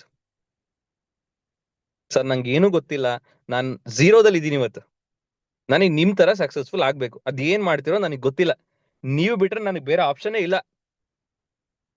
ನಿಮ್ಮನ್ನೇ ನಾನು ನಂಬಿದ್ದೀನಿ, ನೀವು ನನಗೆ ಸಕ್ಸಸ್ ಕೊಡಿಸ್ತೀರಾ ಅಂತೇಳಿ. ನೀವು ಕಾಲಲ್ಲಿ ತೋರಿಸಿದನ್ನ ಕೈಯಲ್ಲಿ ಮಾಡ್ಲಿಕ್ಕೆ ನಾನು ರೆಡಿ ಇದ್ದೀನಿ. ನನಗೆ ನಿಮ್ಮ ಆಶೀರ್ವಾದ ಬೇಕು, ನಿಮ್ಮ ಗೈಡೆನ್ಸ್ ಬೇಕು, ನಿಮ್ ಸಪೋರ್ಟ್ ನನಗ್ ಬೇಕು. ನಾಳೆ ನಿಮ್ ತರ ನಾನು ಕೂಡ ಆಗ್ಬೇಕು. ಅದೇನ್ ಮಾಡ್ತೀರೋ ಗೊತ್ತಿಲ್ಲ ಸರ್, ನನ್ನ ಜೀವನದಲ್ಲಿ ಒಂದು ಬದಲಾವಣೆ ಆಗ್ಲೇಬೇಕು. ಹಠ ಅಂದ್ರೆ ಹಠ. ಪಣ ತೊಟ್ಟು ನಿಂತಿದ್ದೀನಿ ಸರ್, ಶತ ಆಗತ್ತೆ, ನನ್ ಗೆಲ್ಲೇಬೇಕು. 4 ಜನ 4 ರೀತಿಲಿ ಮಾತಾಡ್ತಾ ಇದಾರೆ ನನ್ನ ಜೀವನದಲ್ಲಿ. ಎಲ್ಲೋದ್ರು ನನಗೆ ಮರ್ಯಾದೆ ಇಲ್ಲ. ನನಗೆ ಜೀವನದಲ್ಲಿ ರೆಸ್ಪೆಕ್ಟ್ ಬೇಕು, ದುಡ್ಡು ಬೇಕು, ಸಕ್ಸಸ್ ಬೇಕು, ಎಲ್ಲ ಬೇಕು ಸರ್. ನಿಮ್ಗೇನ್ ಸಿಕ್ಕಿದಲ್ಲ ಅವೆಲ್ಲ ನನ್ನ ಜೀವನದಲ್ಲಿ ಬೇಕು. ಅದಕ್ಕೆ ದಯವಿಟ್ಟು ನನ್ನನ್ನ ನಿಮ್ಮ ಶಿಷ್ಯರಾಗಿ ನನ್ನ ಸ್ವೀಕರಿಸಿ ಅಂತೇಳಿ ಒಂದು ರಿಕ್ವೆಸ್ಟ್ ಮಾಡಿ. ಪರವಾಗಿಲ್ಲ, ಸರೆಂಡರ್ ಆಗಿ. ಅವ್ರ ಏಜ್ ಅಲ್ಲಿ ನಿಮ್ಗಿಂತ ಚಿಕ್ಕವರಾಗಿರ್ಬೋದು, ನಿಮ್ಗಿಂತ ಟ್ಯಾಲೆಂಟ್ ಇಲ್ದಿರೋರಾಗಿರ್ಬೋದು, ಬಟ್ ಅವ್ರು ಏನೋ ಒಂದು ಇರೋದಕ್ಕೆ ಸಕ್ಸಸ್ಫುಲ್ ಆಗಿದ್ದಾರೆ, ಗ್ರೋತ್ ಆಗಿದ್ದಾರೆ, ಗೆದ್ದಿದ್ದಾರೆ, ಜೀವನದಲ್ಲಿ ಅಚೀವ್ಮೆಂಟ್ ಮಾಡಿದ್ದಾರೆ. ನಿಮಗೆ ಅವ್ರಿಗಿಂತ ಏಜ್ ಅಲ್ಲಿ ದೊಡ್ಡವರು ಅನ್ನೋ ಒಂದು ಕಾರಣಕ್ಕೆ ಅವ್ರ ಮುಂದೆ ನೀವು ಇಗೋ ತೋರಿಸ್ಕೊಂಡು ಜೀವನದಲ್ಲಿ ಏನು ಸಾಧನೆ ಮಾಡಿದ್ರೆ ಹಂಗೆ ಉಳಿಯೋದು ಬೆಟರು. ಆ ಏಜು ಟ್ಯಾಲೆಂಟ್ ಎಲ್ಲ ಸೈಡಿಗಿಟ್ಟು ಅವ್ರು ಹೇಳಿದನ್ನ ಫಾಲೋ ಅಪ್ ಮಾಡಿ ಅವ್ರಿಗೆ ಸರೆಂಡರ್ ಆಗಿ ಗೆಲ್ಲೋದ್ ಬೇಕೋ ನೀವು ಡಿಸೈಡ್ ಮಾಡಿ. ಈಗೋ ಇಟ್ಕೊಂಡ್ರೆ ಗೆಲ್ಲಿಕ್ ಆಗಲ್ಲ. ಕ್ಲಿಯರ್? 5th ಪಾಯಿಂಟ್, ನಿಮ್ಮ ಕಂಪನಿಯ ಸಿಸ್ಟಮ್ ಮೇಲೆ ನಿಮ್ಗೆ ನಂಬಿಕೆ ಇರಬೇಕು. ಇವತ್ತೇನ್ ನಿಮ್ಗೆ ನಿಮ್ಮ ಸಕ್ಸಸ್ಫುಲ್ ಲೀಡರ್ಸ್ ಇದನ್ನ ಫಾಲೋ ಅಪ್ ಮಾಡಿ ಇದ್ರಲ್ಲಿ ನೀವು ಗೆಲ್ತೀರಾ, ಇದ್ರಲ್ಲಿ ಸಕ್ಸಸ್ ಆಗ್ತೀರಾ ಅಂತ ಏನ್ ಹೇಳ್ತಾ ಇದಾರೆ, ಆ ಸಿಸ್ಟಮ್ ಮೇಲೆ ನಂಬಿಕೆ ಇಡಿ. ಅವರು ನಿಮ್ಗೆ ಇದನ್ನೇ ಫಾಲೋ ಮಾಡಿ ಇದ್ರಲ್ಲೇ ನಿಮ್ಗೆ ಸಕ್ಸಸ್ ಇದೆ ಅಂತ ಹೇಳ್ತಾ ಇದಾರೆ ಅಂದ್ರೆ ಅದರ ಅರ್ಥ ಅವ್ರು ಅದನ್ನೇ ಫಾಲೋ ಅಪ್ ಮಾಡಿ ಸಕ್ಸಸ್ಫುಲ್ ಆಗಿದ್ದಾರೆ ಅಂತ ಹೇಳಿ. ಆಗಿದ್ಮೇಲೆ ಅವ್ರು ಏನ್ ಹೇಳ್ತಾರಲ್ಲ ಫಸ್ಟ್ ಅದನ್ನ ಬಿಲೀವ್ ಮಾಡ್ಬೇಕು. ಎಸ್, ಇದನ್ನ ನಾನು ಫಾಲೋ ಅಪ್ ಮಾಡಿದ್ರೆ ನಾನು ಗೆಲ್ತೀನಿ ಅನ್ನೋ ಒಂದು ಫಸ್ಟ್ ನಂಬಿಕೆ ನಿಮ್ಮಲ್ಲಿ ಇರ್ಬೇಕು. ಅವಾಗ ಮಾತ್ರ ಅದನ್ನ 100% ಫಾಲೋ ಅಪ್ ಮಾಡ್ಲಿಕ್ಕೆ ಸಾಧ್ಯ. Last but not the list, ಇವತ್ತಿನ ಕಾರ್ಯಕ್ರಮದ ಲಾಸ್ಟ್ ಪಾಯಿಂಟ್, ನಿಮ್ಮ ಮೇಲೆ ನಿಮ್ಗೆ ನಂಬಿಕೆ ಇರಬೇಕು. ಇವತ್ತು ನಿಮ್ಗೆ ಡೈರೆಕ್ಟ್ ಸೆಲ್ಲಿಂಗ್ ಇಂಡಸ್ಟ್ರಿ ಮೇಲೆ ನಂಬಿಕೆ ಇದೆ, ಕಂಪನಿ ಮೇಲೆ ನಂಬಿಕೆ ಇದೆ, ನಿಮ್ಮ ಅಪ್ಲೈನ್ ಲೀಡರ್ಸ್ ಗಳ ಮೇಲೆ ನಂಬಿಕೆ ಇದೆ, ಇಂಡಸ್ಟ್ರಿ ಇರುವಂತಹ ನಿಮ್ಮ ಕಂಪನಿಯ ಸಿಸ್ಟಮ್ ಮೇಲೆ ನಂಬಿಕೆ ಇದೆ, ಎಲ್ಲದ್ರ ಮೇಲೆ ಇದೆ. ಬಟ್ ನಮ್ಮ ಮೇಲೆ ನಮಗೆ ನಂಬಿಕೆ ಇಲ್ಲ. ನಾನು ಇದ್ರಲ್ಲಿ ಗೆಲ್ತೀನಾ, ನಾನು ಇದ್ರಲ್ಲಿ ಸಕ್ಸಸ್ಫುಲ್ ಆಗ್ತೀನಾ, ಈ ಒಂದು ಕ್ವಶನ್ ಮಾರ್ಕ್ಗೆ ಕ್ಲಿಯರ್ ಆನ್ಸರ್ ಇರಬೇಕು. ಎಸ್, ನಾನ್ ನನ್ನ 100% ನಂಬ್ತೀನಿ, ನಾನು ಗೆದ್ದೇ ಗೆಲ್ತೀನಿ, ನಾನು ಈ ಕೆಲಸಕ್ಕೆ ಕೈ ಹಾಕಿದ್ದೀನಿ ಅಂದ್ರೆ ಇದರಲ್ಲಿ ಗೆಲ್ಲೋವರೆಗೂ ನಾನು ಬಿಡಲ್ಲ. ಬೇಕಾದ್ರೆ ಒಂದಿನ ಲೇಟ್ ಆದ್ರೂ ಪರವಾಗಿಲ್ಲ, 1 ಗಂಟೆ ನಿದ್ದೆನ ಸ್ಯಾಕ್ರಿಫೈಸ್ ಮಾಡಿದ್ರು ಪರವಾಗಿಲ್ಲ, ಒಂದೊತ್ತು ಊಟ ಬಿಟ್ರು ಪರವಾಗಿಲ್ಲ, 3 ಹೊತ್ತಲ್ಲಿ ಒಂದೊತ್ತು ಊಟ ಬಿಟ್ರು ಪರವಾಗಿಲ್ಲ, ನಾನು ಗೆಲ್ಬೇಕು ಅಂದ್ರೆ ಗೆಲ್ಬೇಕು. ಶತಾಯಗತೆ ನಾನು ವಿನ್ ಆಗ್ಲೇಬೇಕು. ನನ್ನ ಜೀವನದಲ್ಲೂ ಕೂಡ ಒಂದು ಅದ್ಭುತವಾದಂತ ಜೀವನ ನನ್ನ ಪಾಲಿನಲ್ಲಿ ಬರ್ಬೇಕು. ಈ ತರ ಯಾರು ಅವ್ರ ಮೇಲೆ ಅವ್ರ ನಂಬಿಕೆ ಇಟ್ಟು ಹಗ್ಲು ರಾತ್ರಿ ದುಡಿತಾರೆ ಸ್ನೇಹಿತರೆ, 100% ಯಶಸ್ಸು ಅನ್ನುವಂಥದ್ದು ನಿಮ್ ಕಾಲ್ ಕೆಳಗಡೆ ಇರುತ್ತೆ. ಗ್ಯಾರಂಟಿ, ಬರ್ದಿಟ್ಕೊಳ್ಳಿ. ನಾನ್ ಮಾಡ್ತೀನೋ ಇಲ್ವೋ, ನನ್ನ ಕೈಯಲ್ಲಿ ಆಗುತ್ತೋ ಇಲ್ವೋ, ನಾನು ಹೇಳಿದ್ರೆ ಜನ ಅಕ್ಸೆಪ್ಟ್ ಮಾಡ್ತಾರೋ ಇಲ್ವೋ, ನನ್ನ ಕೈಲಿ ಈ ಕಂಪ್ನಿಲಿ ವರ್ಕ್ ಮಾಡ್ಲಿಕ್ಕೆ ಆಗುತ್ತೋ ಇಲ್ವೋ, ಈ ತರದ ಪ್ರಶ್ನೆಗಳು ನಿಮ್ಮಲ್ಲಿ ಇತ್ತು ಅಂತಂದ್ರೆ 100% ಬರ್ದಿಟ್ಕೊಳ್ಳಿ ನಿಮ್ ಡೈರಿಯಲ್ಲಿ. ನಾನ್ ಗೆಲ್ಲಿಕ್ ಆಗಲ್ಲ ನನ್ನ ಕಂಪ್ನಿಯಲ್ಲಿ. ಫಸ್ಟ್ ನಿಮ್ ಮೇಲೆ ನಿಮ್ಗೆ ನಂಬಿಕೆ ಇರ್ಲಿ, ನೀವು ಡಿಸೈಡ್ ಮಾಡಿ. ನಾನ್ ಹೇಳಿದ್ರೆ ಜನ ಯಾಕ್ರಿ ಕೇಳಲ್ಲ? ಜನ ಕೇಳ್ತಾರೆ. ನಾನ್ ವರ್ಕ್ ಮಾಡಿದ್ರೆ ಯಾಕ್ರಿ ಟೀಮ್ ಆಗಲ್ಲ? ಹಾಗೆ ಆಗತ್ತೆ. ತೋಳು ಮಾಡಿ ನಿಂತ್ಕೊಳ್ಳಿ. ಗೆಲ್ಲಿಕ್ಕೆ ಅಂತಾನೆ ಓದಾದ್ಮೇಲೆ, ಹೋರಾಟಕ್ಕೆ ಅಂತ ನಿಂತಾದ್ಮೇಲೆ ಬೇರೆ ದಾರಿನೇ ಇಲ್ಲ ಅಲ್ಲ, ಗೆಲ್ಲೇಬೇಕು, ಬೇರೆ ಆಪ್ಷನ್ನೇ ಇಲ್ಲ. ಯಾವಾಗ ನಾವು ಆಪ್ಷನ್ಸ್ ಗಳು ಇಟ್ಕೊಳ್ತೀವೋ ಅವತ್ತೇ ನಾವು ಸೋಲೋದು ಸ್ನೇಹಿತರೆ. ಆಪ್ಷನ್ಸ್ ಇಲ್ಲದೆ ಇದ್ದವ್ರೆ ಗೆಲ್ಲೋದು. ನನಗೆ ಈ ಕಂಪನಿ ಬಿಟ್ರೆ ಬೇರೆ ದಾರಿನೇ ಇಲ್ಲ ಅಂತ ಅಂದವ್ರು ಯಾರು ಕೂಡ ಸೋತಿಲ್ಲ ನಾನು ನೋಡಿರೋ ಹಾಗೆ. ಯಾರು ಆಪ್ಷನ್ಸ್ ಇಟ್ಕೊಂಡಿರ್ತಾರ ನೋಡಿ, ನನಗೆ ಈ ಕಂಪ್ನಿಯಲ್ಲಿ ಸಕ್ಸಸ್ಫುಲ್ ಆಗಿಲ್ಲ ಅಂದ್ರೆ ಇನ್ನೊಂದು ಕಂಪ್ನಿ ಇದೆ, ನನಗೆ ಈ ಕಂಪ್ನಿಯಲ್ಲಿ ಗೆಲ್ಲಿಲ್ಲ ಅಂತ ಅಂದ್ರೂ ನನಗೆ ಇನ್ನೊಂದು ಜಾಬ್ ಇದೆ, ಈ ತರ ನನಗೆ ಈ ಕಂಪ್ನಿ ಇಲ್ಲದೆ ಇನ್ನೊಂದು ಟ್ರೆಡಿಷನಲ್ ಬಿಸ್ನೆಸ್ ಇದೆ, ಈ ತರ ಆಪ್ಷನ್ಸ್ ಇಟ್ಕೊಂಡಿರ್ತಾರ ನೋಡಿ, ಅವರೆಲ್ಲರೂ ಕೂಡ ಮಕಡೆ ಮಲಗಿರೋರೇನೆ ಇಂಡಸ್ಟ್ರಿಯಲ್ಲಿ. ಯಾರು ಆಪ್ಷನ್ಸ್ ಇಲ್ಲ ಅಂತ ವರ್ಕ್ ಮಾಡ್ತಾರೆ, ಸರ್ ನನಗೆ ಈ ಕಂಪ್ನಿ ಬಿಟ್ರೆ ಬೇರೆ ಆಪ್ಷನ್ ಇಲ್ಲ ಸರ್, ನನಗೆ ಬೇರೆ ದಾರಿನೇ ಇಲ್ಲ, ಈ ಕೆಲಸ ಬಿಟ್ರೆ ನನಗೆ ಬೇರೆ ವೃತ್ತಿನೇ ಗೊತ್ತಿಲ್ಲ, ಗೆದ್ರೆ ಇದೊಂದ್ರಲ್ಲೇ ಗೆಲ್ಬೇಕು, ಸತ್ರು ಇದ್ರಲ್ಲೇ ಗೆಲ್ಬೇಕು, ಸತ್ರುನು ಇಲ್ಲೇ ಸಾಯ್ಬೇಕು, ಬದುಕಿದ್ರು ಇಲ್ಲೇ ಬದುಕ್ಬೇಕು, ಈ ತರ ಯಾರು ಹೋಗ್ತಾರ ನೋಡಿ ಅವರೇ ಗೆಲ್ಲಕ್ ಸಾಧ್ಯ. ಈಗ ನೀವು ಡಿಸೈಡ್ ಮಾಡಿ, ಬದುಕುರು ಇಲ್ಲೇ ಸತ್ರು ಇಲ್ಲೇ ಅಂತ ನೀವು ತೀರ್ಮಾನ ಮಾಡ್ತಿರೋ, ಇಲ್ಲ ಬಿಡಿ ಸರ್ ಇಲ್ಲಿಲ್ಲ ಅಂದ್ರೆ ಇನ್ನೊಂದ್ ಕಡೆ ಮಾಡ್ಕೊಳ್ತೀನಿ ನನಗೇನು ಅಂತ ನೀವು ಡಿಸೈಡ್ ಮಾಡ್ತಿರೋ, ಡಿಸೈಡ್ ಮಾಡಿ. ಮೊದಲನೇ ಆಪ್ಷನ್, ಎರಡನೇ ಆಪ್ಷನ್ ಆನ್ಸರ್ ಮಾಡಿ. ಅನ್ಮ್ಯೂಟ್ ಮಾಡಿದೀನಿ.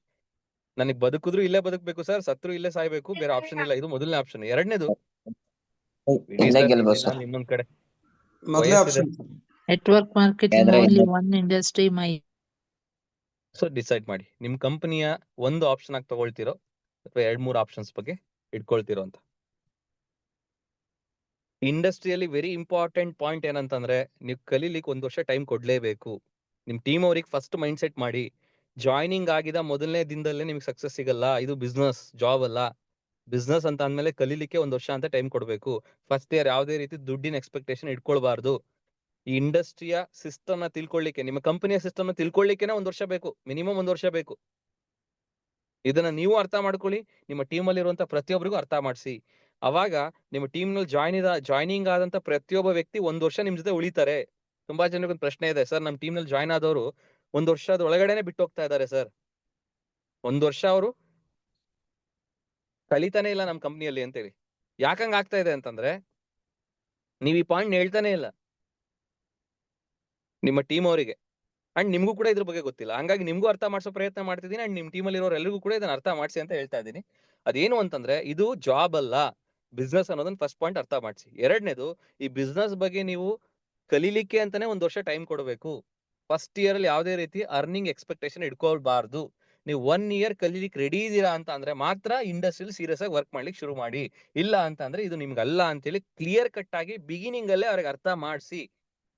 ಯಾರು ಕಲೀಲಿಕ್ಕೆ ರೆಡಿ ಇರ್ತಾರೆ ಅವ್ರು ನಿಮ್ ಜೊತೆ ಸೇರ್ಕೊಳ್ತಾರೆ, ಯಾರು ಕಲೀಲಿಕ್ಕೆ ರೆಡಿ ಇರಲ್ಲ ಅವ್ರು ಬಿಟ್ಟೋಗ್ತಾರೆ. ಜಾಯ್ನಿಂಗ್ ಆಗಿ 1-4-5 ತಿಂಗಳು ಆದ್ಮೇಲೆ ಬಿಟ್ಟು ಹೋಗೋಕ್ಕಿಂತ ಬಿಗಿನಿಂಗ್ ಅಲ್ಲೇ ಬಿಟ್ಟೋದ್ರೆ ಒಳ್ಳೇದಲ್ಲ. 4-5 ತಿಂಗಳು ಆದ್ಮೇಲೆ ಬಿಟ್ಟೋದ್ರೆ ಆ 4 ತಿಂಗಳು ನಿಮ್ ಟೈಮ್ ವೇಸ್ಟ್ ಆಗಿರತ್ತೆ ಅವ್ರ ಜೊತೆ ಸ್ಪೆಂಡ್ ಮಾಡಿರುವಂತದ್ದು. ಅದೇ 100 ಜನ ಜಾಯ್ನಿಂಗ್ ಆಗಿ 10 ಜನ ಉಳ್ಕೊಳ್ಳೋದಕ್ಕಿಂತ ಬಿಗಿನಿಂಗ್ ಅಲ್ಲೇ 10 ಜನ ಸೀರಿಯಸ್ ಆಗಿರೋರು ಉಳ್ಕೊಂಡ್ಬಿಟ್ರೆ, ನಿಮ್ಮ ಇನ್ನು ಉಳಿದಂತ 90 ಜನರಿಗೆ ನೀವು ಟೈಮ್ ಕೊಡೋದು ಏನ್ ವೇಸ್ಟ್ ಆಗತ್ತೆ, ಆ ವೇಸ್ಟ್ ಆಗೋ ಟೈಮ್ ಉಳಿಯುತ್ತಲ್ಲ, ಅದೇ ಟೈಮ್ ನ ಈ 10 ಜನಕ್ಕೆ ಕೊಡ್ಬೋದಲ್ಲ. ಎಸ್ಆರ್ನು ನಮಗೇನೋ ಆಸೆ ಎಲ್ರು ಬಂದ್ಬಿಡ್ಲಿ ಅಂತೇಳಿ. ಈ ಆಸೆಯೇ ಇವತ್ತು ದುಃಖಕ್ಕೆ ಮೂಲ ಆಗಿರುವಂತದ್ದು. ಎಲ್ರು ಬಂದ್ಬಿಡ್ಲಿ ಆಮೇಲೆ ನೋಡ್ಕೋಣ, ಫಿಲ್ಟ್ರೇಷನ್ ಆಮೇಲೆ ಆಗ್ಲಿ ಅಂತೇಳಿ. ಬಿಗಿನಿಂಗ್ ಅಲ್ಲೇ ಫಿಲ್ಟ್ರೇಷನ್ ಮಾಡಿ, ನಿಮ್ಮ ಕಂಡೀಷನ್ಗೆ ಯಾರು ಒಪ್ತಾರೆ ಅವ್ರನ್ನೇ ಮಾತ್ರ ನಿಮ್ ಟೀಮಿಗೆ ಸೇರಿಸ್ಕೊಳ್ಳಿ. 1 ವರ್ಷ ಕಲಿಬೇಕು. 1 ವರ್ಷ ಯಾವ್ದೇ ರೀತಿ ಹಣದ ಎಕ್ಸ್ಪೆಕ್ಟೇಷನ್ ಇಟ್ಕೊಳ್ಬಾರ್ದು. ಬಂದಿದ್ದೆಲ್ಲ ಬೋನಸ್ ಅನ್ಕೋಬೇಕು. ಹಂಗಂತೇಳಿ ಮೊದಲನೇ ವರ್ಷ ದುಡ್ಡು ಬರಲ್ಲ ಅಂತಿಲ್ಲ, ಬರುತ್ತೆ. ಬಂದಿದ್ದೆಲ್ಲ ಬೋನಸ್ ಅನ್ಕೊಳ್ಬೇಕು. ಫಸ್ಟ್ ಇಯರ್ ಕಲೀಲಿಕ್ಕೆ ರೆಡಿ ಇರಬೇಕು. ಏನೇನ್ ಕಲಿಬೇಕು, ಇಂಡಸ್ಟ್ರಿ ಯಾಕೆ ಶುರುವಾಯ್ತು, ಇಂಡಸ್ಟ್ರಿ ಏನ್ ಫ್ಯೂಚರ್ ಇದೆ, ಇಂಡಸ್ಟ್ರಿಯಲ್ಲಿ ಯಾಕೆ ಕೆಲಸ ಮಾಡ್ಬೇಕು, ಇಂಡಸ್ಟ್ರಿಯಲ್ಲಿ ಒಂದು ಸಿಸ್ಟಮ್ ಅಂತ ಇರುತ್ತೆ, ಆ ಸಿಸ್ಟಮ್ ನಲ್ಲಿ ಕೆಲಸ ಮಾಡಿದ್ರೇನೆ ಸಕ್ಸಸ್ ಆಗುವಂಥದ್ದು. ಆ ಸಿಸ್ಟಮ್ ಅಂದ್ರೆ ಏನು, ಆ ಸಿಸ್ಟಮ್ ಅಲ್ಲಿ ಹೇಗೆ ಕೆಲಸ ಮಾಡಬೇಕು, ಇವೆಲ್ಲವನ್ನು ಕೂಡ ನೀವು ಕಲಿಬೇಕಾಗುತ್ತೆ. ಅದಕ್ಕೆ 1 ವರ್ಷ ಟೈಮ್ ಬೇಕಾಗುತ್ತೆ. ಯಾರೊಬ್ರು 3 ತಿಂಗಳಲ್ಲೇ ಕಲಿಬಹುದು, ಯಾರೊಬ್ರು 6 ತಿಂಗಳಲ್ಲೇ ಕಲಿಬಹುದು, ಯಾರೊಬ್ರು 1 ವರ್ಷದ ಕಲಿಬಹುದು. ಬಟ್ 1 ವರ್ಷ ಅಂತೂ ಟೈಮ್ ಇಟ್ಕೊಂಡಿರ್ತಿರಲ್ಲ ಪ್ರತಿಯೊಬ್ಬರ ಹತ್ರ. ಅವಾಗ ನಿಮ್ ಟೀಮ್ನೇ ಬಿಡ್ಲಿಕ್ಕೆ ಸಾಧ್ಯತೆ ಇಲ್ಲಲ್ಲ. ಅವರು ಪ್ರತಿಯೊಬ್ರು ಕಮಿಟ್ ಆಗೋಗಿರ್ತಾರಲ್ಲ 1 ವರ್ಷ ಕಲೀಲಿಕ್ಕೆ ನಾನು ಎತ್ತಿಟ್ಬಿಟ್ಟಿದ್ದೀನಿ ಅಂತೇಳಿ. ಎಸ್ಆರ್ನು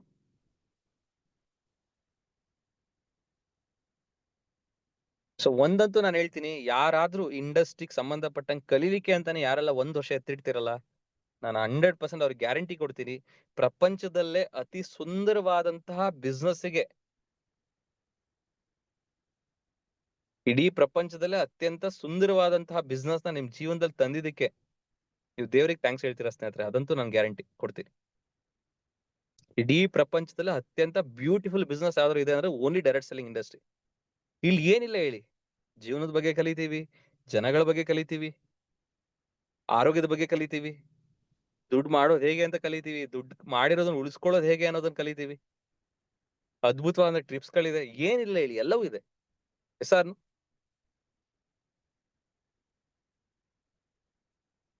ಸೊ ನಿಮ್ಮ ಬಿಸ್ನೆಸ್ಗೆ ಈ 3 ವಿಚಾರಗಳನ್ನ ಲಸಿಕೆ ಅಂತಾನೆ ನಾನು ಕರಿತೀನಿ ಸ್ನೇಹಿತರೆ. ಹೇಗೆ ಒಂದು ಚಿಕ್ಕ ಪಾಪುಗೆ ಹುಟ್ಟಿದ ತಕ್ಷಣ ಅವರಿಗೆ ವ್ಯಾಕ್ಸಿನ್ಸ್ ಹಾಕ್ಸ್ತೀವಿ, ಕರೆಕ್ಟಾ? ಪೋಲಿಯೋ ಅಂತೇಳಿ ವ್ಯಾಕ್ಸಿನ್ ಹಾಕ್ಸ್ತೀವಿ, ಇನ್ನು ಹಲವಾರು ವ್ಯಾಕ್ಸಿನ್ಸ್ ಗಳು ಹಾಕ್ತಾರೆ. ಹುಟ್ಟಿದ ತಕ್ಷಣ ಹಾಕ್ತಾರೆ, ಮತ್ತೆ 1.5 ತಿಂಗಳಿಗೆ ಕರ್ಕೊಂಬರಕ್ ಹೇಳ್ತಾರೆ, 2.5 ತಿಂಗಳಿಗೆ ಮತ್ತೆ ಕರ್ಕೊಂಬರ್ಲಿಕ್ಕೆ ಹೇಳ್ತಾರೆ. ಯಾಕೆ ಹೇಳಿ? ಆ ಮಗುಗೆ ಅದು ಬರುತ್ತೆ ಅಂತಲ್ಲ, ಪೋಲಿಯೋ ಬರುತ್ತೆ ಮುಂದಿನ ದಿನಗಳಲ್ಲಿ ಅನ್ನೋ ಕಾರಣಕ್ಕೆ ಪೋಲಿಯೋ ಹಾಕೋದಲ್ಲ, ಪೋಲಿಯೋ ವ್ಯಾಕ್ಸಿನ್ ಹಾಕೋದಲ್ಲ. ಬರುತ್ತೋ ಬಿಡುತ್ತೋ ಸೆಕೆಂಡ್ರಿ, ಬಂದ್ಬಿಟ್ರೆ ಅಂತೇಳಿ ಅಡ್ವಾನ್ಸ್ ಆಗಿ ಲಸಿಕೆ ಹಾಕುವಂತಹ ಕೆಲಸವನ್ನ ಮಾಡ್ತಾರೆ. Prevention is better than cure ಅಂತೇಳಿ. ರೋಗ ಬಂದಾದ್ಮೇಲೆ ಆ ರೋಗಕ್ಕೆ ಮಾತ್ರೆಗಳು ತಗೊಳ್ಳೋದಕ್ಕಿಂತ ಮುಂಚೆ, ರೋಗ ಬರಬಾರ್ದು ಅನ್ನೋ ಕಾರಣಕ್ಕೆ ಏನೊಂದು ಪ್ರಿಕಾಷನ್ ಆಗಿ ನಾವು ಒಂದು ಫುಡ್ ಸಪ್ಲಿಮೆಂಟ್ ತಗೊಳ್ತೀವಿ, ಆ ಒಂದು ಸಬ್ಜೆಕ್ಟ್ ಗೆ ಸಂಬಂಧಪಟ್ಟಿರುವಂತ ವಿಚಾರ ನಾನು ಹೇಳ್ತಿರೋದು. ಈ 3 ಲಸಿಕೆಗಳನ್ನ ನೀವು ತಗೊಳ್ಬೇಕು ಈ ಬಿಸ್ನೆಸ್ ಅಲ್ಲಿ ಗೆಲ್ಲಕ್ಕೆ. ಅಂಡ್ ನಿಮ್ ಟೀಮ್ ನಲ್ಲಿ ಇರುವಂತ ಪ್ರತಿಯೊಬ್ಬರಿಗೂ ಕೂಡ ನೀವು ಈ ಲಸಿಕೆಯನ್ನ ತಗೊಳ್ಳಿ ಕೇಳ್ಬೇಕು.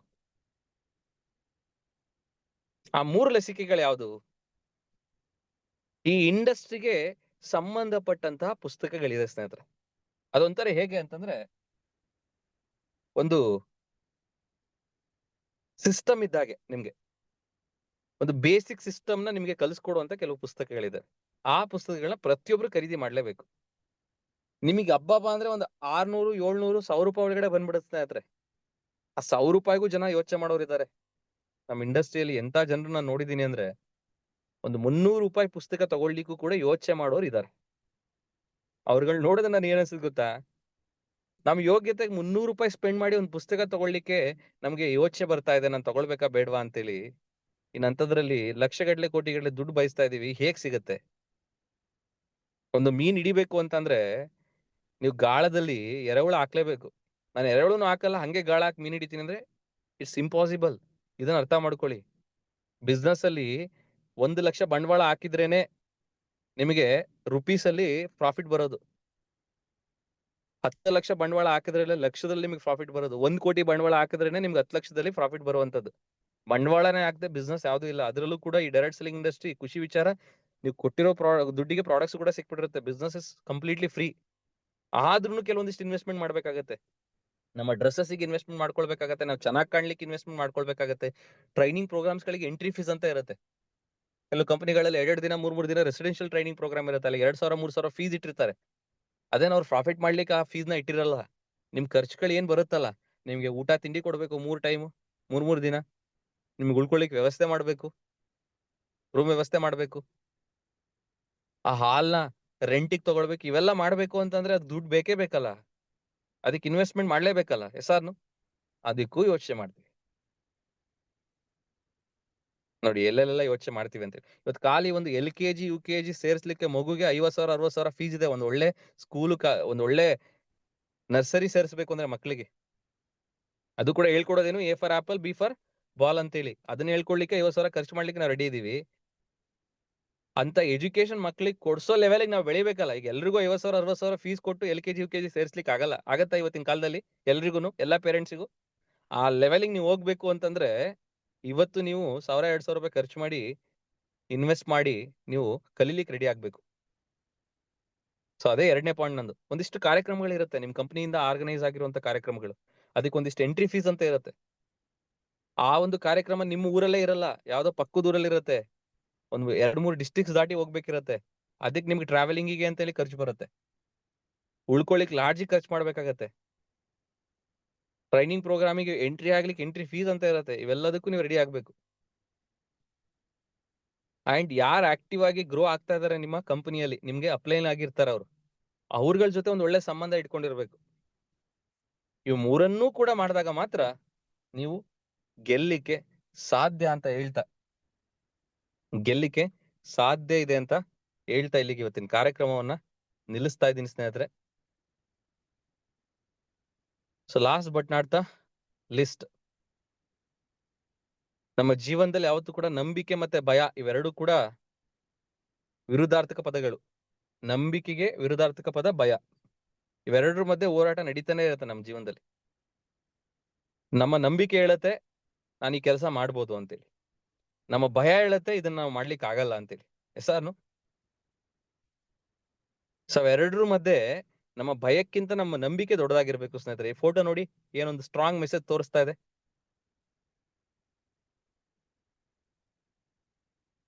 ಕೂತಿರುವಂತಹ ಬೆಕ್ಕು ಕೂಡ ತನ್ನನ್ನ ತಾನು ಕನ್ನಡಿಯಲ್ಲಿ ನೋಡಿ ನಾನು ಸಿಂಹ ಅಂತ ಅನ್ಕೊಳ್ತಾ ಇದೆ. ಅನ್ಕೊಳ್ಳೋದ್ರೆ ಏನ್ ತಪ್ಪಿದೆ? ಏನಾದ್ರು ಲಾಸ್ ಇದೆ ಅನ್ಕೊಳ್ಳಿಕ್ಕೆ? ಹಾಗೆ ನಮ್ಮ ಭಯಕ್ಕಿಂತ ನಮ್ಮ ನಂಬಿಕೆ ದೊಡ್ಡದಾಗಿರ್ಬೇಕು ಅಂತ ಹೇಳ್ತಾ, ಇದಾಗಿತ್ತು ಇವತ್ತಿನ ಒಂದು ಅದ್ಭುತವಾದಂತ ಕಾರ್ಯಕ್ರಮ. ಈ ಕಾರ್ಯಕ್ರಮ ನಿಮ್ಮೆಲ್ಲರಿಗೂ ಕೂಡ ಇಷ್ಟ ಆಗಿದೆ ಅಂತ ಅನ್ಕೊಳ್ತೀನಿ. ಈ ಕಾರ್ಯಕ್ರಮದಲ್ಲಿ ತುಂಬಾ ಜನರು ಅಟೆಂಡ್ ಆಗ್ಲಿಕ್ಕೆ ಆಗಿಲ್ಲ. ನಿಮ್ಮ ಟೀಮ್ ಮೆಂಬರ್ಸ್ ಆಗಿರ್ಬೋದು ಅಥವಾ ನಿಮ್ಮ ಕಂಪನಿಲಿರುವಂತ ಲೀಡರ್ಸ್ ಗಳಾಗಿರ್ಬೋದು. ಅವರುಗಳಿಗೆ ಈ ಒಂದು ಮೀಟಿಂಗ್ ನ ಅವಶ್ಯಕತೆ ಇತ್ತು ಅಂತ ಅನ್ಸಿದ್ರೆ ಈ ಒಂದು ವಿಡಿಯೋ ನಿಮ್ಗೆ ಯೂಟ್ಯೂಬ್ ಅಲ್ಲಿ ಅಪ್ಲೋಡ್ ಆಗತ್ತೆ ಇವತ್ ನೈಟ್. ಆ ಒಂದು ವಿಡಿಯೋ ಲಿಂಕ್ ಅನ್ನ ಪ್ರತಿಯೊಬ್ಬರಿಗೂ ಕಳಿಸಿ ಒಂದು ಮೀಟಿಂಗ್ ಅನ್ನ ಕೇಳಿ ಅಂತೇಳಿ ಅಡ್ವೈಸ್ ಮಾಡಿ, ಇಲ್ಲಿ ಹೇಳಿರುವಂತ ಪ್ರತಿಯೊಂದನ್ನು ಕೂಡ ನೀವು ಅಳವಡಿಸ್ಕೊಂಡು ಅಂಡ್ ಈ ನೋಟ್ಸ್ ಅನ್ನು ಕೂಡ ನಾನು ನಿಮಗೆ ಕಳಿಸಲಾಗತ್ತೆ ನಿಮ್ಗೆ ವಾಟ್ಸ್ಆಪ್ ನಲ್ಲಿ. ಆ ನೋಟ್ಸ್ ಬೇಕು ಅಂತಂದ್ರೆ ನಿಮ್ಗೆ ಇಲ್ಲಿ ಒಂದು ಸ್ಕ್ರೀನ್ ಅಲ್ಲಿ ನಂಬರ್ ಇದೆ. ಆ ನಂಬರಿಗೆ ನೀವು ವಾಟ್ಸ್ಆಪ್ ನಲ್ಲಿ ಆಯ್ ಅಂತ ಹೇಳಿ ಕಳಿಸಿ ನನಗೆ ನೋಟ್ಸ್ ಬೇಕು ಇವತ್ತಿನ ಕ್ಲಾಸ್ದು ಅಂತ ಹೇಳಿ ನೀವು ಹೇಳಿದ್ರೆ ನಿಮಗೆ ಈ ಒಂದು ನೋಟ್ಸ್ ಅನ್ನ ನಿಮಗೆ ವಾಟ್ಸ್ಆಪ್ ನಲ್ಲಿ ಕಳಿಸಲಾಗತ್ತೆ. ಈ ಒಂದು ನೋಟ್ಸ್ ಅನ್ನ ನೀವು ಬಳಸ್ಕೊಂಡು ನಿಮ್ಮ ಟೀಮ್ ಅಲ್ಲಿ ಇರುವಂತಹ ಪ್ರತಿಯೊಬ್ಬರಿಗೂ ಕೂಡ ಇವತ್ತೇನ್ ನಾನು ಕ್ಲಾಸ್ ತಗೊಂಡಿದ್ದೀನಿ ಅದೇ ಕ್ಲಾಸ್ ಅನ್ನ ನಿಮ್ಮ ಟೀಮ್ ನಲ್ಲಿ ಇರುವಂತಹ ಪ್ರತಿಯೊಬ್ಬರಿಗೂ ಕೂಡ ಕ್ಲಾಸ್ ತಗೊಂಡು ಈ ಇಂಡಸ್ಟ್ರಿಯ ಫ್ಯೂಚರ್ ಬಗ್ಗೆ ಅರ್ಥ ಮಾಡಿಸಿ ಅಂತ ಹೇಳ್ತಾ ಇವತ್ತಿನ ಕಾರ್ಯಕ್ರಮ ನಿಲ್ಲಿಸ್ತಾ ಇದ್ದೀನಿ. ಈ ಕಾರ್ಯಕ್ರಮದಲ್ಲಿ ಭಾಗವಹಿಸಿದ ಪ್ರತಿಯೊಬ್ಬರಿಗೂ ಕೂಡ ಧನ್ಯವಾದ ತಿಳಿಸ್ತಾ ಎಲ್ರಿಗೂ ಒಳ್ಳೇದಾಗ್ಲಿ. Thank you so much. Wish you all the best. Have a nice day.